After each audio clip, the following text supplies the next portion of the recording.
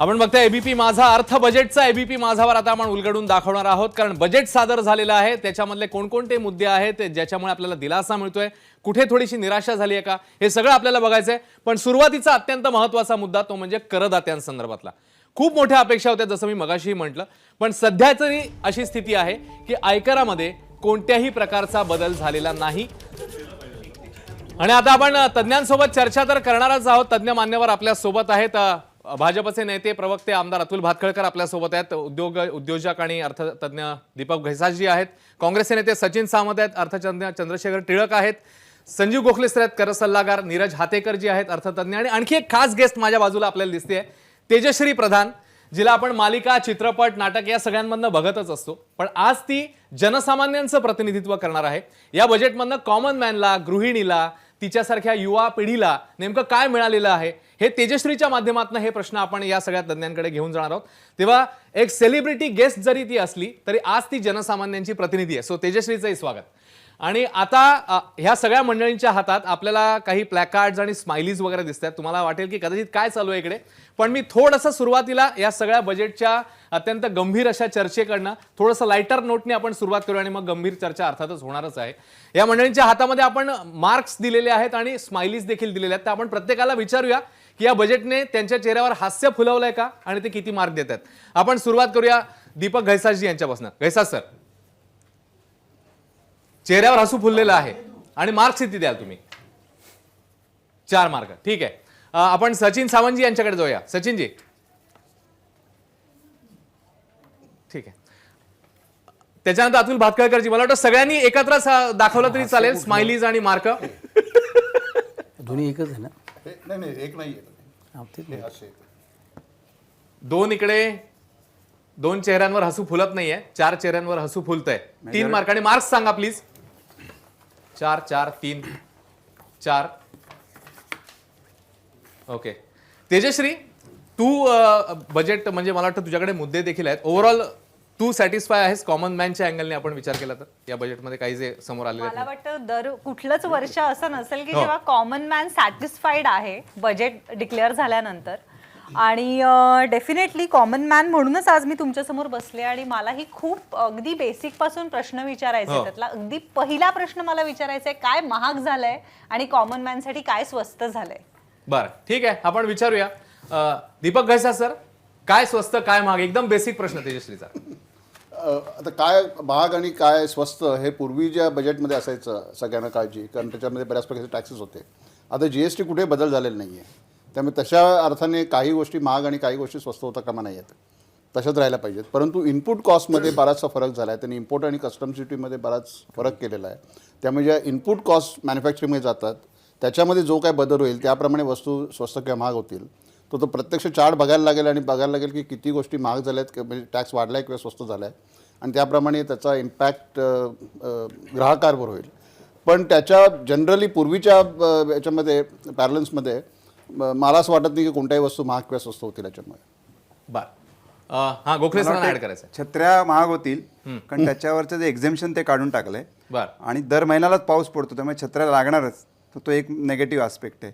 पण imported केमिकल्सवरचं custom duty कमी केल्यामुळे कदाचित ते स्वस्त होतील. आणि केमिकल जिथे वापरलं जातं असे सगळे प्रॉडक्टही स्वस्त होऊ शकतील. बरं, हातेकर सर, मोबाईलचा खास करून निर्णय समोर आलेला होता, तर तुम्ही कसं बघता एकूणात काय स्वस्त काय महाग, तुमचं काय ऑब्झर्वेशन? मला वाटतं ओव्हरऑल इम्पॅक्ट तर ते डिटेल्स बघितल्यावर सांगता येईल. पण छत्र्या या थोड्याशा महाग होतील कारण त्याच्यावरचे बरेच एक्झेप्शन्स काढले आणि केमिकल्सवरची इम्पोर्ट ड्युटी, त्यामुळे त्याचे पुढे फीडबॅक इफेक्ट्स. पण ॲक्च्युली इम्पोर्ट ड्युटीचा डायरेक्टली किमतीवर काय परिणाम होतो हे अजून त्या इतका डायरेक्टली परिणाम नसतो, त्यामुळे किती परिणाम होईल हे आत्ता सांगता येणार. बरं, सचिनजी, छत्र्या महाग होत आहेत, आणखी काय महाग स्वस्त होताना तुम्हाला दिसते? नाही, पहिली गोष्ट म्हणजे एक लक्षात घेतलं पाहिजे, म्हणजे आज गृहिणींच्या संदर्भातला जो भाग आहे त्यांनी जीएसटीच्या परिषदेमध्येच ते रेट वाढवलेले आहेत. म्हणजे 1 जानेवारीपासून रेट वाढले. तुम्हाला साबणापासून ते सगळे FMCG प्रॉडक्ट हे आता जीएसटीला हायर रेटला जाणार आहेत.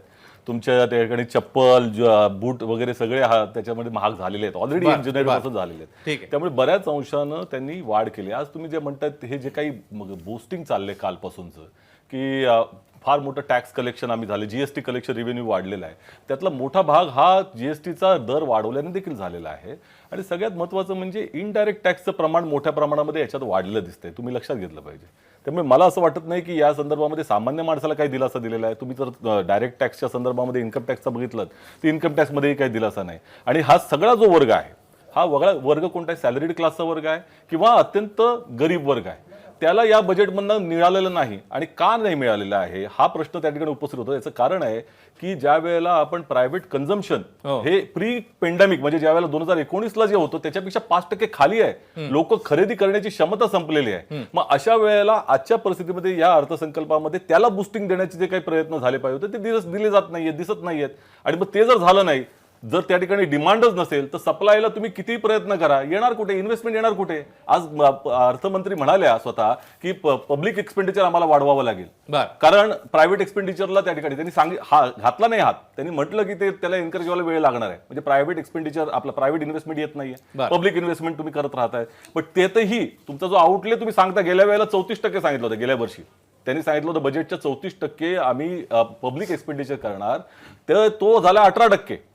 म्हणजे जो तुम्ही अलोकेट करता ते होत नाही. ह्या सरकारच्या बोलण्यावरती, कृतीवरती आणि उक्तीवरती विश्वास नाही. तुम्ही लक्षात घ्या, एकच मी सांगेन, गेल्या 3-4 वर्षापासून 17 ते आताच्या 21 पर्यंतचा इकॉनॉमिक सर्व्हेमध्ये जे प्रोजेक्शन होतं ते त्या ठिकाणी तुम्हाला ऍक्च्युअल ग्रोथमध्ये दिसत नाही. म्हणजे गेल्या वर्षी इकॉनॉमिक सर्व्हेमध्ये सांगितलं होतं की 11%, 10 ते 12% म्हणजे 11% सांगितलं होतं की ग्रोथ होणार. आता तो 9.2% वरती एस्टिमेटेड आहे.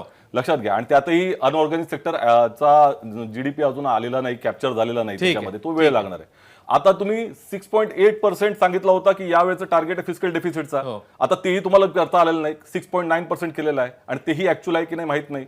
त्यामुळे ज्या वेळेला तुम्ही हे कराल, असेसमेंट घ्याल, त्यावेळेला कळेल की भारत मागे राहतो. यांच्या भाषणामध्ये भारत पुढे जाताना दिसतो आणि जेव्हा खरे आकडे येतात थोडक्यात तुम्हाला असं म्हणायचं आभासी चित्र आहे. आपण अतुल भातखळकरांना विचारूया. भातखळकरजी, हे म्हणतात नुसतं आभासी चित्र आहे, प्रत्यक्षात कॉमन मॅनच्या हाती काही पडणार नाही कारण पर्चेसिंग पॉवरच वाढवली नाही. नाही, मी काही त्यांच्या प्रश्नाला उत्तर देणार नाही. कारण त्याचं कारण मी सुरुवातीलाच तुम्हाला सांगितलं होतं. जोपर्यंत टॅक्स वाढवण्याचा, कमी करण्याचा मुद्दा आहे तर GST काउन्सिलमध्ये हे सर्व प्रकारचे निर्णय घेतले जातात.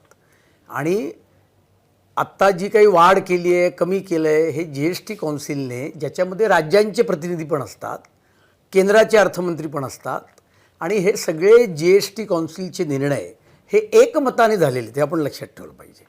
त्याच्यामुळे ही डुप्लिसिटी लोकांना कळते. GST करता घटना दुरुस्ती केली, ती लोकसभेत, आमच्याकडे विधानसभेत एकमताने केली, बहुमताने नाही, एकमताने. आणि मग बाहेर आल्यानंतर सांगितलं GST फारच वाईट आहे. गेल्या 2.5, 3, 5, 4 वर्षामध्ये GST आल्यानंतर प्रत्येक निर्णय हा बहुमताने नाही झाला, हा एकमताने झाला. आणि त्याच्यामुळे मी त्या विषयाकडे फार जात नाही. क्रमांक 1, या अर्थसंकल्पामधनं सर्वाधिक मोठी गोष्ट मला जी वाटते ती म्हणजे भांडवली खर्च जो आहे, हा भांडवली खर्च सुमारे 7.50 लाख करोड हा त्यांनी दाखवलेला आहे. हा झाल्यामुळे देशाच्या ओव्हरऑल अर्थव्यवस्थेला उभारी मिळेल. आता प्रायव्हेट इन्व्हेस्टमेंट ही वाढत नाही आहे, याचं कारण पॅन्डेमिक आहे. आणि जगभर असं कुठेच असतं की प्रायव्हेट इन्व्हेस्टमेंट वाढवण्याकरता सरकारला सरकारचा खर्च वाढवावा लागतो, भांडवली खर्च वाढवावा लागतो. तो भांडवली खर्च सरकारने गेल्या वर्षी पण वाढवला, या अर्थसंकल्पात त्यांनी वाढवला आहे. फक्त मला महत्त्वाची गोष्ट ही वाटते की जेव्हा सरकार खर्च वाढवतं तेव्हा सरकार बाजारातून पैसे उभे करतं आणि त्याच्यामुळे प्रायव्हेट इन्व्हेस्टमेंट जी असते ती क्राउडेड होते. त्याच्याकरता केंद्र सरकारने आज ग्रीन बॉन्ड्सची कल्पना मांडलेली आहे. डिजिटल इकॉनॉमीला मोठा बढावा दिलेला आहे. आणि त्याच्यामुळे हा अर्थसंकल्प, मी सुरुवातीलाच बजेटच्या आधीच्या याच्यात म्हटल्यानुसार, पॅन्डेमिकच्या पार्श्वभूमीवरचा हा अर्थसंकल्प आहे. आणि त्यामध्ये ग्रोथ रेट मोमेंटम जो आहे तो मेंटेन करणं हे सर्वात मोठं आव्हान हे आपल्या अर्थमंत्र्यांसमोर होतं. मला असं वाटतं की त्यांनी ते पेललेलं आहे. आणि त्याच्यामुळे ओव्हरऑल ग्रोथ वाढल्यामुळे एम्प्लॉयमेंट वाढते आणि मग त्याच्यामुळे प्रायव्हेट इन्व्हेस्टमेंट जी ऑलरेडी वाढीवर आहे ती येणाऱ्या वर्षभरामध्ये आणखीन मोठ्या प्रमाणावर वाढेल आणि देशाचा विकास मोठ्या याने होईल. मी फक्त एकाच गोष्टीचा उल्लेख करतो की मी मुंबईतून निवडून गेलेला आमदार आहे. बोला, बोला. दमणगंगा पिंजाळ हा जो नदी जोड प्रकल्प आहे, बर ज्याचा फायदा विशेषतः मुंबई शहराच्या पिण्याच्या पाण्याकरता होणार होणार आहे, याचा वर्षानुवर्ष आम्ही फॉलोअप करत होतो. मी स्वतः विधानसभेमध्ये लक्षवेधी मांडून हा राष्ट्रीय प्रकल्प म्हणून घोषित करावा अशी मागणी केली होती. बर. कारण राष्ट्रीय प्रकल्प केल्यानंतर त्याचा 50% खर्च केंद्र सरकार करतं. बर आज अर्थमंत्र्यांनी तो प्रकल्प मंजूर केल्याचं सांगितलं. त्याच्या जोडीला अजून 6 प्रकल्प आहेत आणि त्याच्यामुळे मुंबईकरांची येणाऱ्या काळातली पाण्याची जी एक समस्या आहे ती दूर व्हायला 100% मदत होईल. सुटेल, बरं. हा आम्हाला विश्वास आहे. ठीक आहे. खरं म्हणजे अजून फायनल पॉईंट्स आपल्याला समोर येतील, त्यामुळे काय स्वस्त काय महाग याच्याकडे आपण पुन्हा जाऊच. पण एक मुद्दा मगाशी जो आलेला होता टिळक सर, टॅक्सचा, तर मला तुम्हाला त्याच्याबद्दल विचारायचं, कारण खूप मोठ्या अपेक्षा होत्या 2 ते 3 दिवसांपासून. आपण करदात्यांविषयी कार्यक्रम केलेला गोखले सर, तेव्हा देखील बघितलेलं होतं की स्टँडर्ड डिडक्शन असेल किंवा टॅक्स स्लॅब असेल, तर तिकडे अजून का दिलासा मिळू शकला नाही? सलग 6वं वर्ष आहे. सलग 6वं किंवा 7व्याचा प्रश्न नाही. आपण जर 2 राजकीय मतं सोडून दिली, कारण त्यांच्या कोणाचेही पगार आणि उत्पन्न कधीच आयकरात नव्हते, त्यामुळे ते वाटेल ती भूमिका घेऊ शकतात. त्यामुळे एक गोष्ट आपण यावर लक्षात एकमत झालंय. पक्षाचं नाही, आमचं आहे ना, नाही पण ते भत्त्यांबाबत नेहमीच होतं. माझा तो मुद्दा नाहीये. बोला, प्रश्न एक गोष्ट लक्षात घेऊ की आता जर तुम्ही एकीकडे असं म्हणत असाल की जीएसटीचा गेले काही महिन्याचा अपवाद वगळला, तर गेले 20 ते 21 महिने हे जगभरातल्या प्रत्येक देशाच्या सरकारला आपलं उत्पन्न शाबूत कसं ठेवायचं हा होता. आणि त्यामुळे आपण अर्थसंकल्प सादर व्हायच्या आधीच्या सत्रामध्ये मी म्हटलं तर तसं की सिक्युरिटीज ट्रान्झॅक्शन टॅक्स आणि पर्सनल इन्कम टॅक्स या दोन्ही ठिकाणी काहीही बदल होणार नाही, ही जी माझी भूमिका होती ती बरोबर आहे. आणि ती 5 वर्ष झाली नाही का, 6 वर्ष झाली नाही का, 7 वर्ष झाली नाही का, याच्याकडे 2 दृष्टिकोनातनं पाहता येतं. माझ्याशी दीपक घैसास आणि हतेकर सर ही सहमत होतील, गोखलेही सहमत होतील की शेवटी कुठच्याही कररचनेचं सामर्थ्य ती किती काळ स्थिर राहते याच्यावरती असतं. मग जर 6 ते 7 वर्ष एक रिजिम राहणार असेल तर तुम्हाला आणि उद्योजकाला तुमच्या उत्पन्नाचं प्लॅनिंग करणं सोयीचं जातं. मुद्दा पहिला. मुद्दा दुसरा, आपण कितीही तात्विक चर्चा जरी बाजूला ठेवली तर जर द्यायचं असेल तर मुळात सरकार अशा गोष्टी देईल की ज्या पिरियॉडिकली देऊन चालतात. जर तुम्हाला आयकरामध्ये सवलत दिली तर ती तहहयात किंवा पुढच्या बजेटपर्यंत सांभाळावी लागते. अशा परिस्थितीमध्ये आत्ता सरकारला ते जरा सुद्धा शक्य नव्हतं. आणि इथे एक दुसरा मुद्दा आपण लक्षात घेऊया की काल अर्थसंकल्पपूर्व आढावा किंवा इकॉनॉमिक सर्व्हेमध्ये म्हटलंय तसं की सरकारने देण्याचे तुमचे 2 प्रश्न असतात. एक, तुमच्याकडनं काढून घ्यायचं प्रमाण कमी करायचं, किंवा दुसरं, तुम्हाला द्यायच्या वस्तू वाढवायच्या. आपल्याकडे करोना सुरू झाल्यानंतर जगभरातले अर्थशास्त्रज्ञ आणि आपल्याकडचेही अर्थशास्त्रज्ञ मोदी सरकारच्या मागे लागले होते की तुम्ही प्रत्यक्षपणे लोकांच्या हातात पैसा द्या. तो न देता आपण दुसऱ्या बाजूनी सुविधा दिल्या तर जगातल्या एकूण एक राष्ट्रांच्या GDP ग्रोथ रेटमध्ये घट होत असताना गेल्या वर्षी IMFनीच जाहीर केलेला निकाल आहे, म्हणजे आपल्यापैकी कोणालाही विचार करण्याची गरज नाही, त्याच्यामध्ये फक्त भारत या देशाचा GDP वाढला. त्यामुळे मला कधीही अपेक्षा नव्हती की सिक्युरिटीज ट्रान्झॅक्शन टॅक्स आणि पर्सनल इन्कम टॅक्स आजच्या बजेटमध्ये कमी होईल. तो झाला नाही, याचा अर्थ जरा माझा अभ्यास बरोबर आहे, हे उलट समाधान मिळालं. ठीक आहे. गोखले सर, एक छोटी कमेंट, कारण एबीपी माझाचे संपादक राजीव खांडेकर देखील या चर्चेमध्ये जॉईन झालेत, त्यांच्याकडे आपण जाणार आहोत. गोखले सर, एक छोटी कमेंट. टिळक सरांचं म्हणणं जरी तात्विक दृष्ट्या पटत असेल तरी सर्वसामान्य माणसांना एक दिलासा मिळावा असतो आणि तो सायकोलॉजिकल असतो. म्हणजे अगदी कुठेतरी थोडीफार जर काहीतरी मदत मिळाली, तो सायकोलॉजिकल तो एक जो असतो तो दिलासा गेल्या वर्षी दिला नव्हता. वास्तविकता कोरोना काळात अशा पद्धतीचा दिलासा देऊन एक मनाला उभारी येते की माझा टॅक्स वाचणार आहे, आणि तो झालेला नाही गेल्या वर्षी. इव्हन 2014 पासून बेसिक एक्झम्पशन वाढवलं नाहीये, ते पण सायकोलॉजिकल असतं. कारण 50,000ने बेसिक एक्झम्पशन वाढून फक्त 2,500चा टॅक्स वाचतो, परंतु सर्वसामान्यांना तो 2,500ही मोठा वाटतो. तर ते करायला हरकत नव्हती. ते करण्यात सरकारचा मोठा रेव्हेन्यू लॉस होतो असंही नाही, परंतु ते केलं नाही ही फॅक्ट आहे, आणि त्याबद्दल निश्चितच करदात्यांच्या मनात निराशा आहे. मला असं वाटतं की तेजश्री इथं जी आहे ती सगळ्या सर्वसामान्य प्रेक्षकांची प्रतिनिधी म्हणून आहे, आणि ती एक तरुण कलाकार, महिला, तरुणी. तर त्यामुळं तिच्या दृष्टीतनं जर ह्या बजेटकडे बघितलं तर तुमच्या प्रत्येकाच्या दृष्टीनं ह्या बजेटमध्ये अनेक नव्या गोष्टींचा उल्लेख झाला. म्हणजे ॲनिमेशन, नंतर याच्याबद्दल काहीतरी करायचं. तर तुमच्या दृष्टीनं तेजश्रीला तुम्ही या बजेटचं वेगळं वैशिष्ट्य काय होतं असं तुम्हाला वाटतं प्रत्येकजण? तेजश्री, पहिल्यांदा मी सांगतो की आपण, मला वाटतं सामान्य माणसांनी सुद्धा आता बजेटकडे बघायचा दृष्टिकोन बदलला पाहिजे. मला काय मिळालं ह्याच्यापेक्षा भारत देशाला काय मिळालं, इकॉनॉमीला काय मिळालं, जगामध्ये भारताची पत किती आहे, या दृष्टीने सरकारने किती उद्दिष्ट ठेवली आणि ती कशी पूर्ण केली, साध्य करायचा प्रयत्न करतायत हे बघणं जरुरी आहे. कारण मला काय मिळालं याच्यामध्ये विशेष काही दम नसतो. कारण जसं गोखले म्हणाला की 2,500 रुपयांनी तुम्हाला काही मोठा फरक पडत नाही. ओके, तुमचं एका महिन्याचं फोनचं बिल त्याच्याविषयी जास्त असतं मोबाईलचं, बरोबर. तर तिथे न बघता तुम्ही ओव्हरऑल सरकारचं उद्दिष्ट काय आहे हे बघणं महत्त्वाचं आहे. मग त्यांनी एज्युकेशनवर किती बजेट दिलं, हेल्थकेअरवर किती बजेट दिलं, ते किती वाढवलं, जगात किती प्रकारे. आता हेल्थकेअरवर जर का जगभरात 5% बजेट होत असेल आणि आपल्याकडे फक्त 1.5% होत असेल, किंवा एज्युकेशनवर 0.5% आपण करत असू आणि बाहेर 6% होत असेल, तर त्याच्याकरता सरकार काय करतं हे बघणं महत्त्वाचं आहे. बरोबर.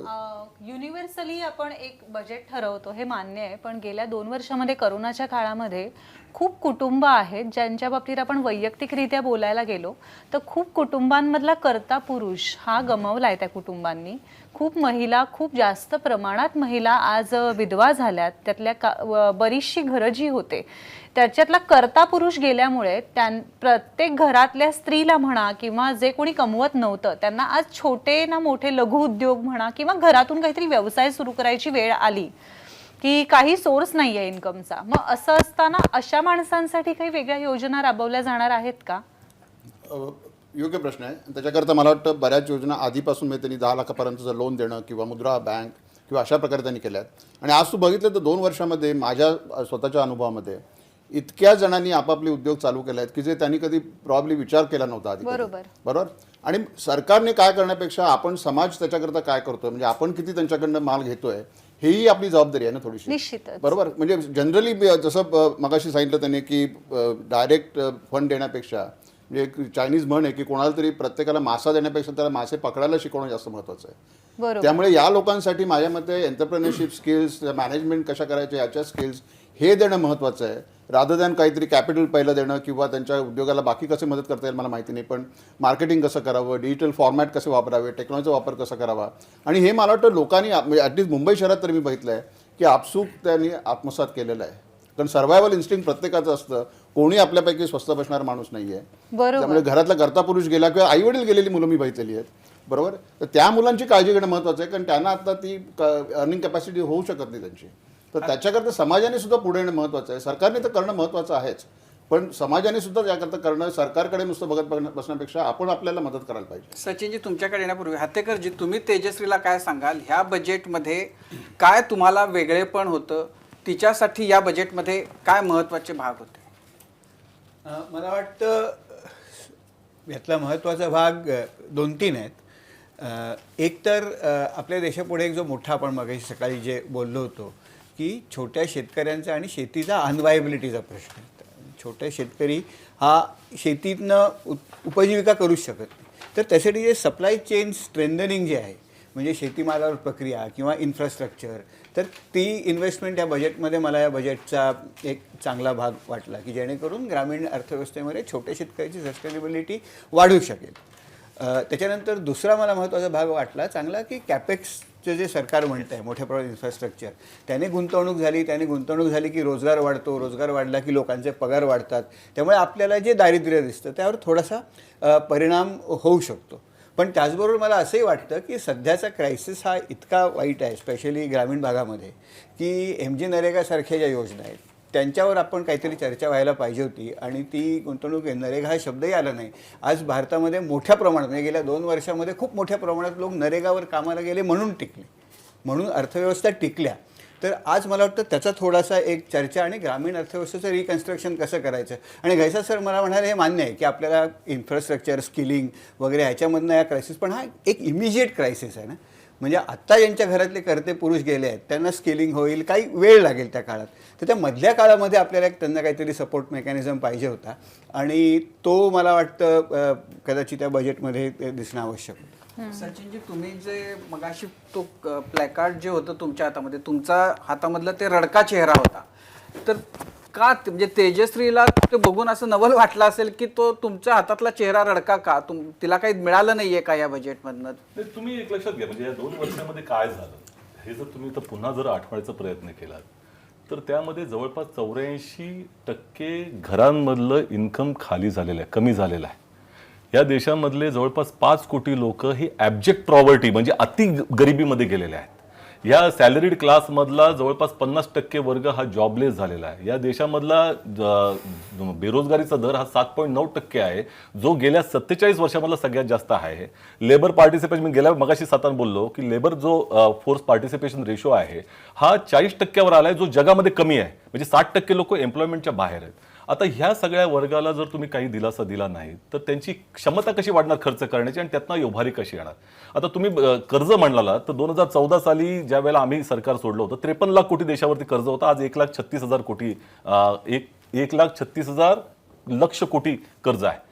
मग अशा परिस्थितीमध्ये प्रत्येक माणसाच्या वरती जो बोजा वाढलाय त्यामुळे टॅक्स तुम्हाला वाढवावा लागतोय. टॅक्स कलेक्शन जे तुम्ही म्हणताय तुम्ही वाढवताय तो बोजा तुमच्यावरच पडतोय, सामान्य माणसावरच पडतोय. इनडायरेक्ट टॅक्सचा मार हा गरिबावरती जास्त पडत असतो. आणि त्याच्या संदर्भामध्ये हे जे फिस्कल डेफिसिट आपलं म्हणतो आर्थिक तूट काय, वित्तीय तूट काय, वित्तीय तूट हा देशामधला एकंदरच जो खर्च आहे आणि त्या ठिकाणी मिळालेलं उत्पन्न हा जर तुम्ही त्या ठिकाणी उत्पन्न केलं तर रेव्हेन्यू उत्पन्न झालं. त्याच्यामध्ये तुम्ही कॅपिटल एक्सपेंडिचर त्या ठिकाणी टाकता की किती भांडवली तुम्ही खर्च केला. आणि त्यानंतर देशामधलं जर उत्पन्नामध्ये हे तफावत असेल तर तुम्हाला कर्ज घेऊन भरावे लागते. आणि आज जे कर्ज घेतलं जातंय त्याच्यामधलं जे उत्पन्नामधला 56% वाटा हा कर्ज रिपेमेंट करायला चाललेला आहे. मग अशा परिस्थितीमध्ये सामान्य माणसाला तुम्ही काय देणार आहात. आणि तुम्ही सांगते मगाशी सांगितलं त्यांनी कॅपिटल एक्सपेंडिचर एवढा मोठा आकडा केला. अरे पण तू 34% सांगितलं होतं, 18%च खर्च केला ना गेल्या वेळेला. तर हे जे सांगतात त्याच्यामुळं सगळ्यांच्या चिंता वाढवतील, नाही, आमच्या चिंता एकच वाढवतील सेकंद असं. सांगतो, एकच सेकंद सांगतो. तुम्ही मला म्हणायचं आहे अहो 400 रुपयाचा माणसाला भविष्य भरपूर आहे. म्हणजे त्या दिवशी मला मनमोहन सिंगांनी जे भाषण केलं होतं की in long term we are all going to be dead. प्रश्न असा आहे की या परिस्थितीमध्ये ज्यावेळेला 1000 रुपयाचा सिलेंडर झाला, पेट्रोल 100, डिझेल 100 रुपयाच्या पार गेलं, डाळीचा 200 रुपयाच्या वरती गेलेली आहे, तेलाचा भाव 200 रुपयाच्या वरती गेले, चहाचा खर्च 130 रुपये किलो होता तो आज 400-500 वरती गेलेला आहे. सामान्य माणूस जगणार कसा.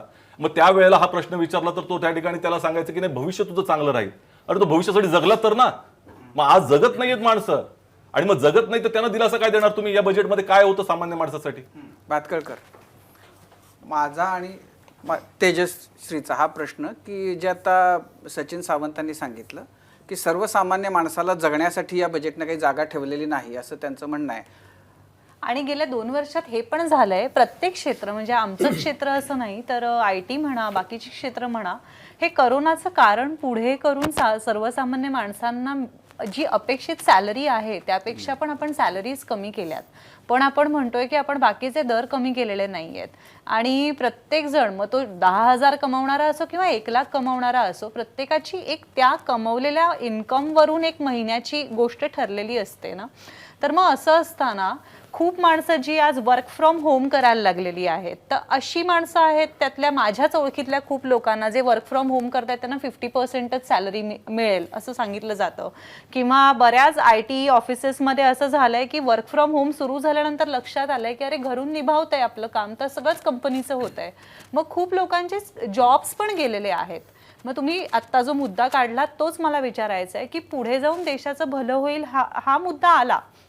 पण आत्ता ज्यांना 50% सॅलरीवर आली आहेत जी लोक, किंवा आज आमच्याही क्षेत्राला हा धक्का बसलाय की आज एखादं काम मिळताना पटकन असं सांगितलं जातं की नाही करोनामुळे काय आहे ना आपल्याला आता सगळ्यांना ऍडजस्ट करावं लागेल, बजेट खाली आलंय, पण मला पेट्रोल तेवढंच भरावं लागतं. आज माझा जो एक मेंटेनन्स मला ॲक्ट्रेस म्हणून ठेवावा लागतो तो मला तेवढाच ठेवावा लागतो. आणि ह्यातल्या कुठल्याच किमती कमी झालेल्या नाही आहेत. हे झालं माझ्या क्षेत्राचं. पण प्रत्येकाचं तेच आहे की आपल्याला भूक लागली तर भुकेला आपण तांदूळ आणि डाळ ही प्रत्येकाची बेसिक गरज आहे. तर या गरजा जर का आपण म्हणालो की नाही ह्याच्यात रेटमध्ये कमी आपण आलेलं नाहीये, तर घरात येणारा इन्कम जर आज लोकांचा 50% कमी झालेला आहे तर इथे थोडासा बदल होणं अपेक्षित होतं ना. तर त्याबद्दल काय करायचं. तुम्ही 5 स्टार म्हणजे 5 मार्क दिले होते आणि हे प्रश्न आहेत. नाही, असं आहे की त्यांनी जी काही परिस्थिती मांडली ती त्यांनीच म्हटल्याप्रमाणे आणि तुम्ही म्हटल्याप्रमाणे एक लेमॅन म्हणून त्यांनी ती मांडलेली आहे. आता ही जी काही परिस्थिती आज देशाची अर्थव्यवस्था ज्या स्थितीला आहे त्या स्थितीला सरकार कारणीभूत नाही आहे. आपण लोकशाहीत जगतोय आणि राजकीय पक्ष आपलं प्रतिनिधित्व करत असतात, जो त्यामुळे पहिला मुद्दा आहे. करोनाचा फटका अख्ख्या जगाला बसला, तो काही फक्त भारताला बसला अशातला भाग नाही.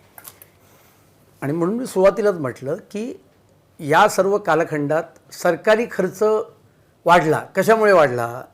तर आपण कोरोनाची लस निर्माण केली, ती आपण फ्री ऑफ चार्ज प्रत्येक भारतीयाला देण्याकरता आपण प्रयत्न केले. अशा आणि जसं आपल्या व्यक्ती म्हणून आपलं उत्पन्न घटलं तसं केंद्र सरकारचं उत्पन्न घटलं.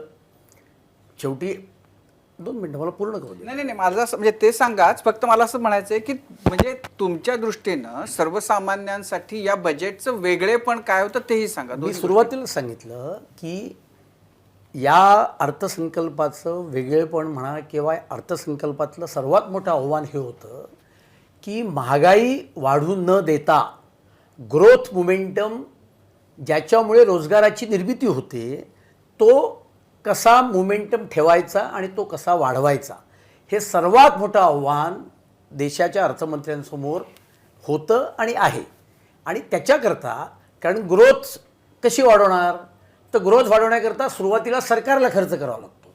सरकार म्हणजे कोणी व्यक्ती नाही आहे, सरकार म्हणजे आपण सगळे आहोत. मग सरकार कुठून पैसे उभं करतं, तर सरकार कर्ज काढतं, बॉन्ड्स इश्यू करतं मार्केटमध्ये, आणि मग त्याच्यामुळे कॉस्ट ऑफ फंड ज्याला म्हणतात ती वाढते, व्याजाचे दर वाढतात, मग प्रायव्हेट इन्व्हेस्टमेंट अधिक कॉस्टली होते.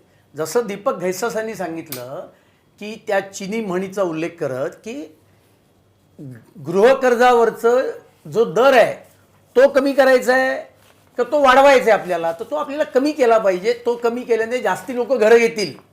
ती जास्ती लोकांनी घर घेतल्यामुळे कुशल कामगारांना काम मिळतं, अकुशल कामगाराला काम मिळतं, इंटिरियर डेकोरेटरला काम मिळतं, सिमेंट कंपन्यांना काम मिळतं, आणि त्याच्यामुळे मोठी ज्याला आपण म्हणतो की ग्रोथ वाढली पाहिजे. त्याच्याकरता या बजेटमध्ये सरकारी खर्च न वाढवता करणं हे सर्वात मोठं आव्हान होतं. ते त्यांनी यशस्वीपणाने पेललं आहे. मी अजिबात म्हणणार नाही की आता उद्यापासून सगळं चांगलं होणार आहे. शेवटी खरी चर्चा करायची असेल तर रूम इन द एलिफंट कोण आहे, तर ऑइलच्या प्राइसेस आहेत. ऑइलच्या प्राइसेस या जर का आपल्या दुर्दैवाने वाढतच गेल्या येणाऱ्या काळात तर इलेक्शन नंतर तुम्ही म्हणजे मला काय म्हणायचं, आपण अकॅडमिक चर्चा करायची असेल तर करू किंवा मग नाही, काँग्रेसच्या स्तरावरनं करायची असेल तर तशी करू, मला काही अडचण नाही. कळलं की नाही? त्यामुळे GST काउन्सिलमध्ये सर्व निर्णय मी म्हटल्याप्रमाणे एकमताने घ्यायचे. पेट्रोल डिझेलची दरवाढ कमी करा कमी करा कमी करा असे मोर्चे काढायचे, आणि ते बिचाऱ्या मुक्या जनावरे बैलांना एवढा त्रास दिला की ती बैलगाडी सुद्धा मोडून पडली. आणि जेव्हा केंद्र सरकारने 10 रुपये आणि 15 रुपये कमी केले तेव्हा मात्र राणा भीमाधुई थाटात अजित पवारांनी सांगितलं पेट्रोल डिझेलची दरवाढ आम्ही कमी करणार नाही. मला काय म्हणायचंय, असं ढोंगीपणाने आपण या बजेट मधला तुमच्या लेखी सगळ्यात इंटरेस्टिंग या खेपेच्या बजेटचं वेगळेपण क्रिएटिव्ह भाग या बजेटमध्ये जर काही असेल तर तो काय होता तुमच्या लेखी? बघा, क्रिएटिव्ह भाग डिजिटल इंडियावर त्यांनी जो भर दिलेला आहे. पोस्टाची पेमेंट बँक केली, आता ती कोर बँकिंग सोल्युशनने पोस्टाच्या सर्व ब्रँचेस या जोडल्या जातील.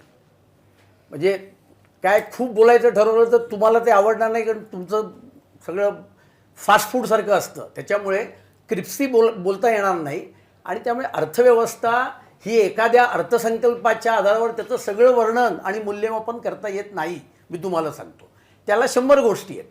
मी राजकीय चर्चा करायला आलेलो नाही आहे, आणि म्हणून म्हटलं इन्कम टॅक्समध्ये सवलत मिळाली नाही, मग मलाही पाहिजे होती ना सवलत. त्याला काय, मी इन्कम टॅक्स म्हणजे असं आहे की ते काही पाप नाही आहे ना, इन्कम टॅक्स मध्ये सवलत मिळावी, आणि जर 5-5 वर्ष जर सवलत म्हटलं की प्री बजेट चर्चेत मी स्वतःच म्हटलं मलाही वाटतंय मिळावी म्हणून.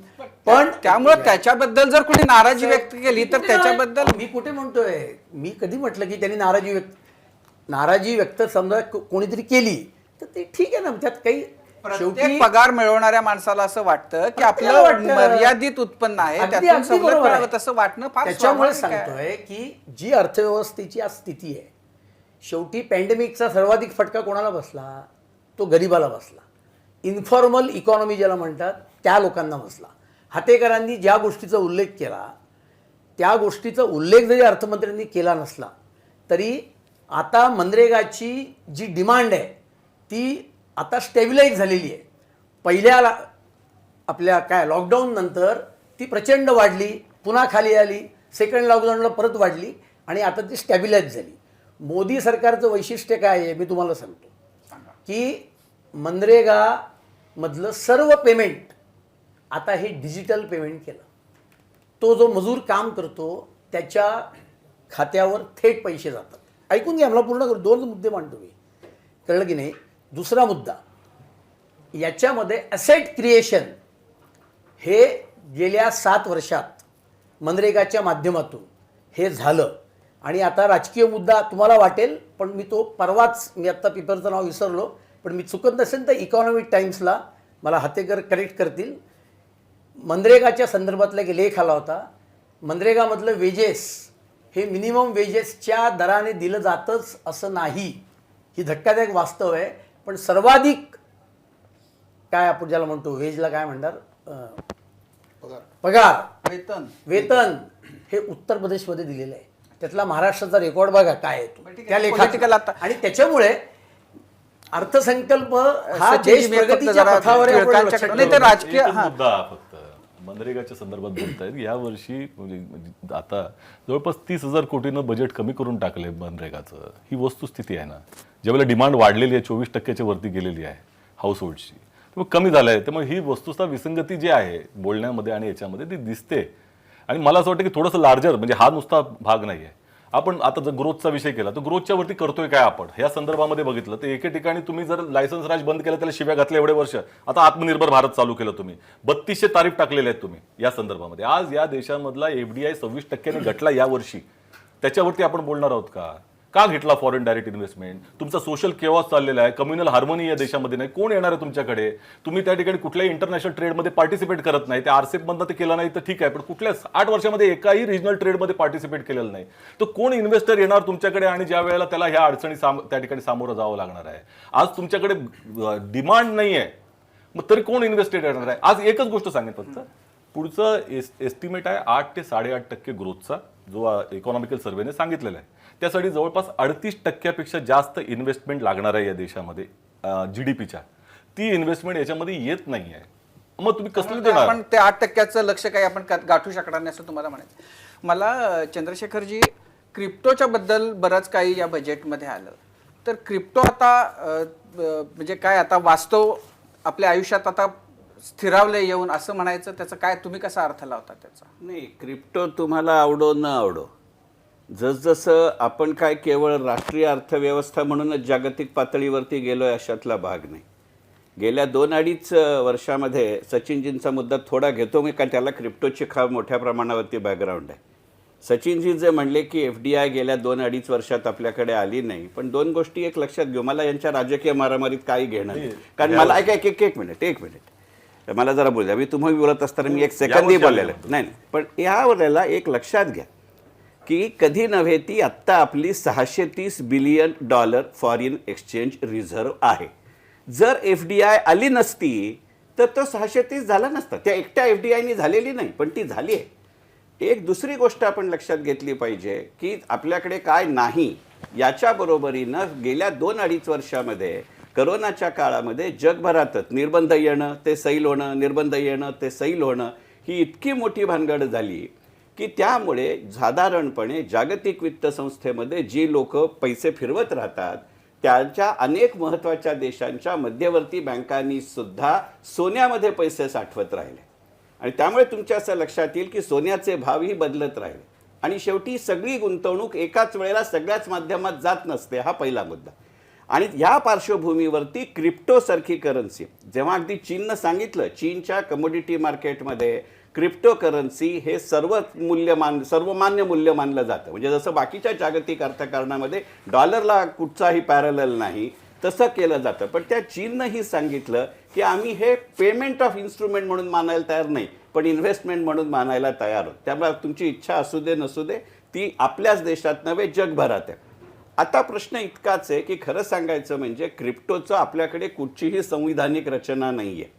आणि ती निर्माण करण्यापेक्षा जेव्हा तुम्ही म्हणलात ना की पॉझिटिव्ह काय, तर पॉझिटिव्ह ही आहे, ती त्याला पर्याय जर द्यायचा असेल तर आत्ताच्या अर्थसंकल्पामध्ये जेव्हा आपण असं म्हणलं की रिझर्व्ह बँक पुरस्कृत आणि नियंत्रित अशी डिजिटल करन्सी आणू, शेवटी काय नाही याच्यापेक्षा सुद्धा तुम्ही पर्याय देणं महत्त्वाचं आहे. मगाशी तेजश्री मॅडमनी विचारलं ना, तर शेवटी रोजगार निर्मिती हे वाक्य खूप छान आहे, ऐकायला खूप सुंदर वाटतं. मलाही वयाच्या 62व्या वर्षी वाटतं की कोणीतरी मला द्यावं.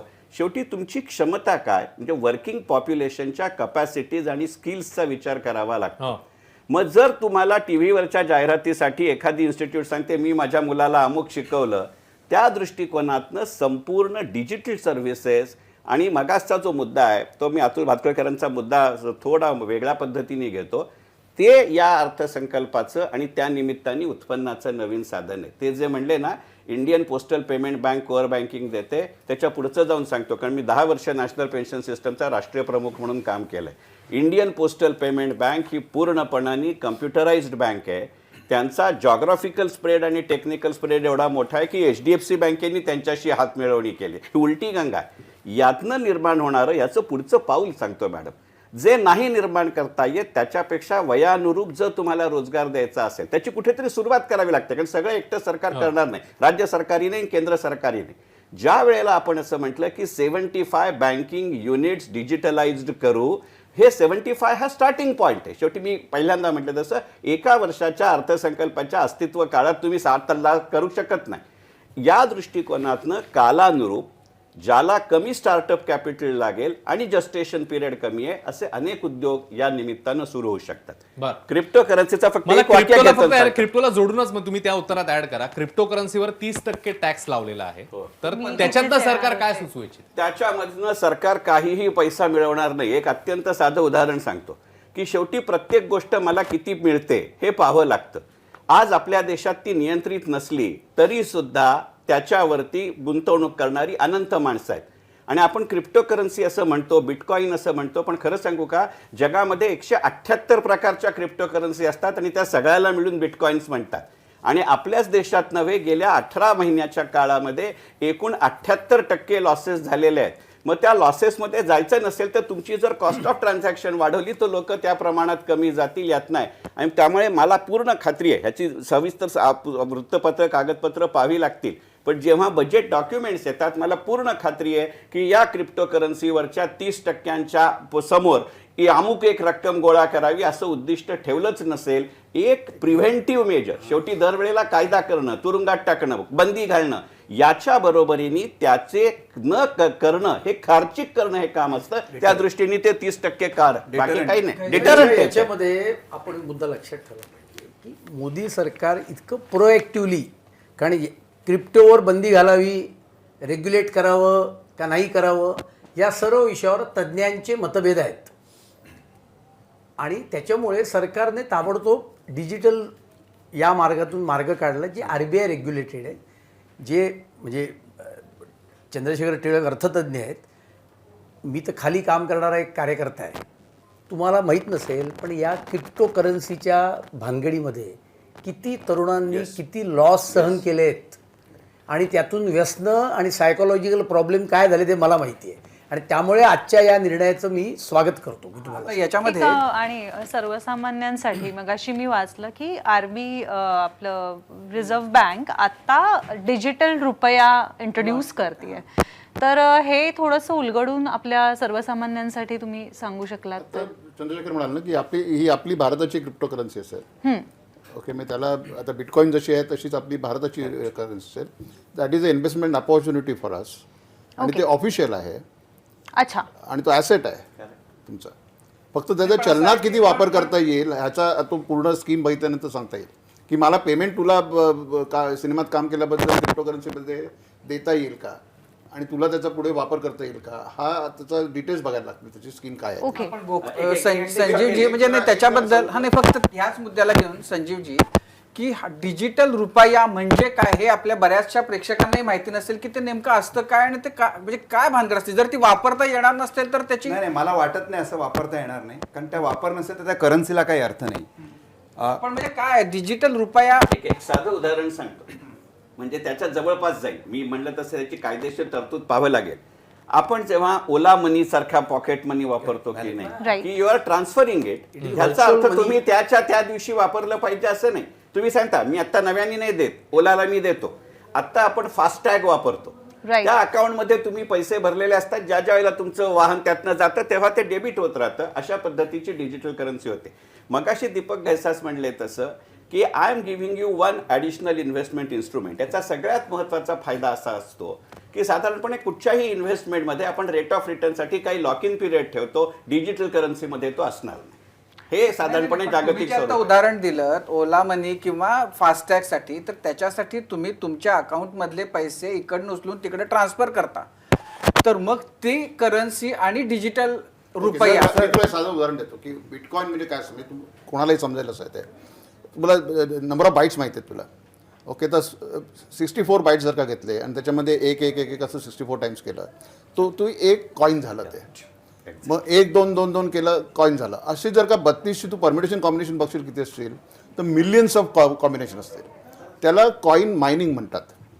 ओके, तर ज्याने हे तयार केलं तो कोण आहे ते आपल्याला कोणालाही माहिती नाही आहे. तो जॅपनीज माणूस असावा अशी एक शंका आहे. अच्छा. तर त्यांनी पहिली एक 10 लाख कॉइन तयार करून, म्हणजे 10 लाख कॉम्बिनेशन तयार करून स्वतःकडे ठेवून दिली आणि मग त्यांनी ते कॉइन म्हणून रिलीज केलं. So you and me also can find mind the coin. असं आहे की आपण युनिक नंबर काढू शकतो की तू अवेलेबल नाही आहे, तर ते माझं कॉइन झालं. So that is a digital money. Yes, right. Okay, मी अगदी सोप्या शब्दात सांगते. हो, आणि मीही असा मुद्दाम प्रश्न विचारला कारण काय होतं ना, हे बजेट आणि आपण ज्या भाषेत चर्चा करतो, खरं सांगू तर ना आपला 80% भारताचा जे क्राऊड आहे किंवा आपलं पॉप्युलेशन आहे ना, बरेचदा त्यांना ही भाषा कळत नाही. म्हणून मी तुम्हाला थोडंसं किंवा त्यापेक्षा जास्त येस मला आलं लक्षात. साधे 64 बाईट्स. साक्षरता एक फार मोठी समस्या आहे. तेजश्री, एकच गोष्ट आहे, कदाचित राजीव सरांच्या मगाच्या प्रश्नाचं उत्तर आहे, आपल्या बँकेतले किंवा खिशातले पैसे देऊनच हे करन्सी घ्यायला लागेल अच्छा. आणि ती गुंतवणूक म्हणून घेता येईल. पण त्यात दोन फरक आहेत की एकदा म्हणजे क्रिप्टो करन्सी ही बेअरर करन्सी आहे. येस, हां. ती कोणाची आहे माहिती नाही. येस. ओके, त्यामुळे माझ्याकडे किती क्रिप्टो करन्सी आहे तुला कधीच माहिती नसेल किंवा सरकारलाही माहिती नसेल. जे कोणत्याही जगातल्या कोणत्याही सरकारला ही परिस्थिती नको आहे. पण तर जेव्हा याचा उपयोग घैसासजी उपयोग हा केवळ म्हणजे आता मी तुमच्याकरता म्हणून सांगत नाही, पण पॉलिटिशियनची ब्लॅक मनी, ड्रग्स मनी, पॉलिटिशियन वर तिकडे पण बघा. फक्त एकाच मी आता तिच्याकडे फक्त परंपरेचा आणि इतिहासाचे काही पण problem घैसासजी मुद्दा असा की जर ती किती आहे करन्सी हेच माहिती नसेल तर त्याच्या उत्पन्नावर 30% कर कसा लावणार मग? म्हणून तो भारत आणि स्वतःची करन्सी तयार केली. ही digital currency regulated by RBI, त्याच्यावरच तो टॅक्स. आणि तो कसं आहे म्हणजे तुम्ही वाक्यात सांगू काय? सोनं विकल्यानंतर तुम्हाला टॅक्स पडतो की नाही, तशी ही करन्सी विकल्यानंतर तुम्हाला टॅक्स भरायला सर लागेल. एक मुद्दा, ह्या क्रिप्टो करन्सीला हा पर्याय दिलेला आहे थोडा, correct. आणि त्याच्यात गुंतवणूक करून त्याच्यात वाढ होऊ शकते, त्याच्यातनं आपलं उत्पन्न येऊ शकतं. अर्थात ते करायचं की नाही सट्टा हा सगळा वेगळा मुद्दा आहे. जे अदरवाईज लोक करतायत, म्हणजे अगदी म्हणजे मला माहित नाही मी योग्य बोलतोय का नाही, पण अर्थतज्ञ मला करेक्ट करतील, मटक्याला पर्याय म्हणून लॉटरी काढली एक्झॅक्टली तसा हा सर्वात प्रकार उत्तम आहे. उदाहरण आहे. कळलं की नाही? म्हणजे मला विमल दांडेकरांचं एक वाक्य आठवत आहे, म्हणजे अर्थतज्ञ म्हणून ते बोलले, मला कोणी विचारलं तर लॉटरीत पैसे गुंतवण्यापेक्षा मटक्यात गुंतवा, कारण ते 10 पैसे गुंतवू ते शकतात. फक्त फरक एवढाच आहे की हा मटका जगभरात ऍक्सेप्टेबल आहे, म्हणजे फंजिबल आहे. हे लॉटरी कसं- तुमची हे फक्त कसं आहे भारतात. सांगू का? हे कसं आहे सांगू का? एका वाक्यात सांगतो. जे मग की सगळ्यात महत्त्वाचं म्हणजे याच्याविषयी अडचण अशी आहे की आपण जेव्हा रुपया वापरतो किंवा डॉलर वापरतो, ती कुठच्या तरी देशांनी त्या मध्यवर्ती बँकेने सपोर्ट केलेली, रेकग्नाइज केलेली अशी करन्सी. त्याच्या विरुद्ध हवाल्यांनी पैसे जेव्हा इकडनं तिकडे जातात, हे कसं हे कुणाचं आहेत माहिती नाही, ज्याला मिळायचे त्याला मिळतात, द्यायचा तो देतो, अशा पद्धतीने बेरर चेकसारखी ही करन्सी फिरते. हा पहिला मुद्दा. दुसरा मुद्दा तुमच्या कराचा आहे. तेवढ्याकरता ते तपशील पाहावे लागतात. एकतर कदाचित सिक्युरिटीज ट्रान्झॅक्शन टॅक्स सारखं तुम्हाला त्याच्यावरती व्यवहार करतानाच काही प्रमाणात ते कर बसवतील, तो तसाही आत्ता आहे, तो एक्सचेंजवरती किंवा जिथे ट्रेड होईल तिथे, किंवा जसं त्या क्षणाला तुम्ही जसं ॲज ऑन डेट आपण टॅक्स रिटर्न फाईल करतो तशा पद्धतीने शोधा. एवढ्याकरता ते तपशील पाहावे नाही लागतात. सर, त्याच्यामध्ये टीडीएसची व्यवस्था आहे. सगळ्यात मोठा परिणाम असा असतो की टीडीएस जेव्हा होतो तेव्हा ती व्यक्ती कोण कोण आहे? हे रेकग्नाइज identify होतं. ट्रॅकिंग करतात. आणि नंतर रिटर्न भरताना त्यांनी जर ते दाखवलं नाही तर एक त्याला त्याच्यामध्ये नोटीस येऊ शकते. मला 2 गोष्टी सांगायचं. एक त्याच्यामध्ये पटकन सांगतो की FDIचं आपण म्हणाला. Yes. आता मी स्वतः चालवतो 2 फंड, 6,000 कोटीचे पी फंड्स आहेत आमचे. आज स्टार्टअप्सला गेल्या वर्षामध्ये 21 मध्ये $42 बिलियन Yes, आलेले आहेत. exactly. So मला असं हे पटत नाही आकडेवारी की FDI कमी झालाय म्हणून. दुसरं तुम्हाला स्टॅटिस्टिक्स सांगतो की जे प्रसिद्ध झालं आहे की चायनामध्ये गेल्या वर्षभरात जर का $1 आला असेल तर भारतामध्ये $1.25 FDI झालेली आहे. आणि ही परिस्थिती आता म्हणजे पब्लिश रिझल्ट्स आहेत. त्यामुळे मला असं वाटत नाही की भारतामध्ये FDI कमी येत आहेत. स्टार्टर्समध्ये स्पेशली आता 42 गेल्या वर्षात युनिकॉर्न झाले, आणि युनिकॉर्नमध्ये मला पटकन सांगतो की त्यांचं व्हॅल्युएशन $1 बिलियन पण 7,500 कोटी रुपये व्हॅल्युएशन त्यांचं पटकन झालं, आणि त्या ह्याच्यात त्यांना फंडिंग मिळालं. असे स्टार्टअप ज्याचं व्हॅल्युएशन इतकं झालं 1 बिलियनच्या पेक्षा जास्त झालं तर त्याच्यामुळे युनिकॉर्न रोजगार मिळालं. निर्मिती असे 6 लाख रोजगार निर्मिती गेल्या वर्षात झाली स्टार्टअपमधनं. पण मी त्या स्टार्टअपवर काम करतो तेव्हा मला हे सगळे आकडे नक्की माहिती आहेत. ओके, तर मला असं वाटत नाही की FDI कमी होत आहे. चायनापेक्षा आपलं जे FDI वाढला आहे इनफॅक्ट यावर्षी, तर त्याचा मला वाटतं फायदा आपण घ्यायला पाहिजे. कालच्या टाइम्स ऑफ इंडियामध्ये एक फक्त मिनटं, मी म्हणजे क्रेडिट सूज ही जी कंपनी आहे त्याचे जे इन्चार्ज आहेत सिद्धार्थ सिंग का काय, त्यांचा कालच्या टाइम्स ऑफ इंडियाला लेख आहे.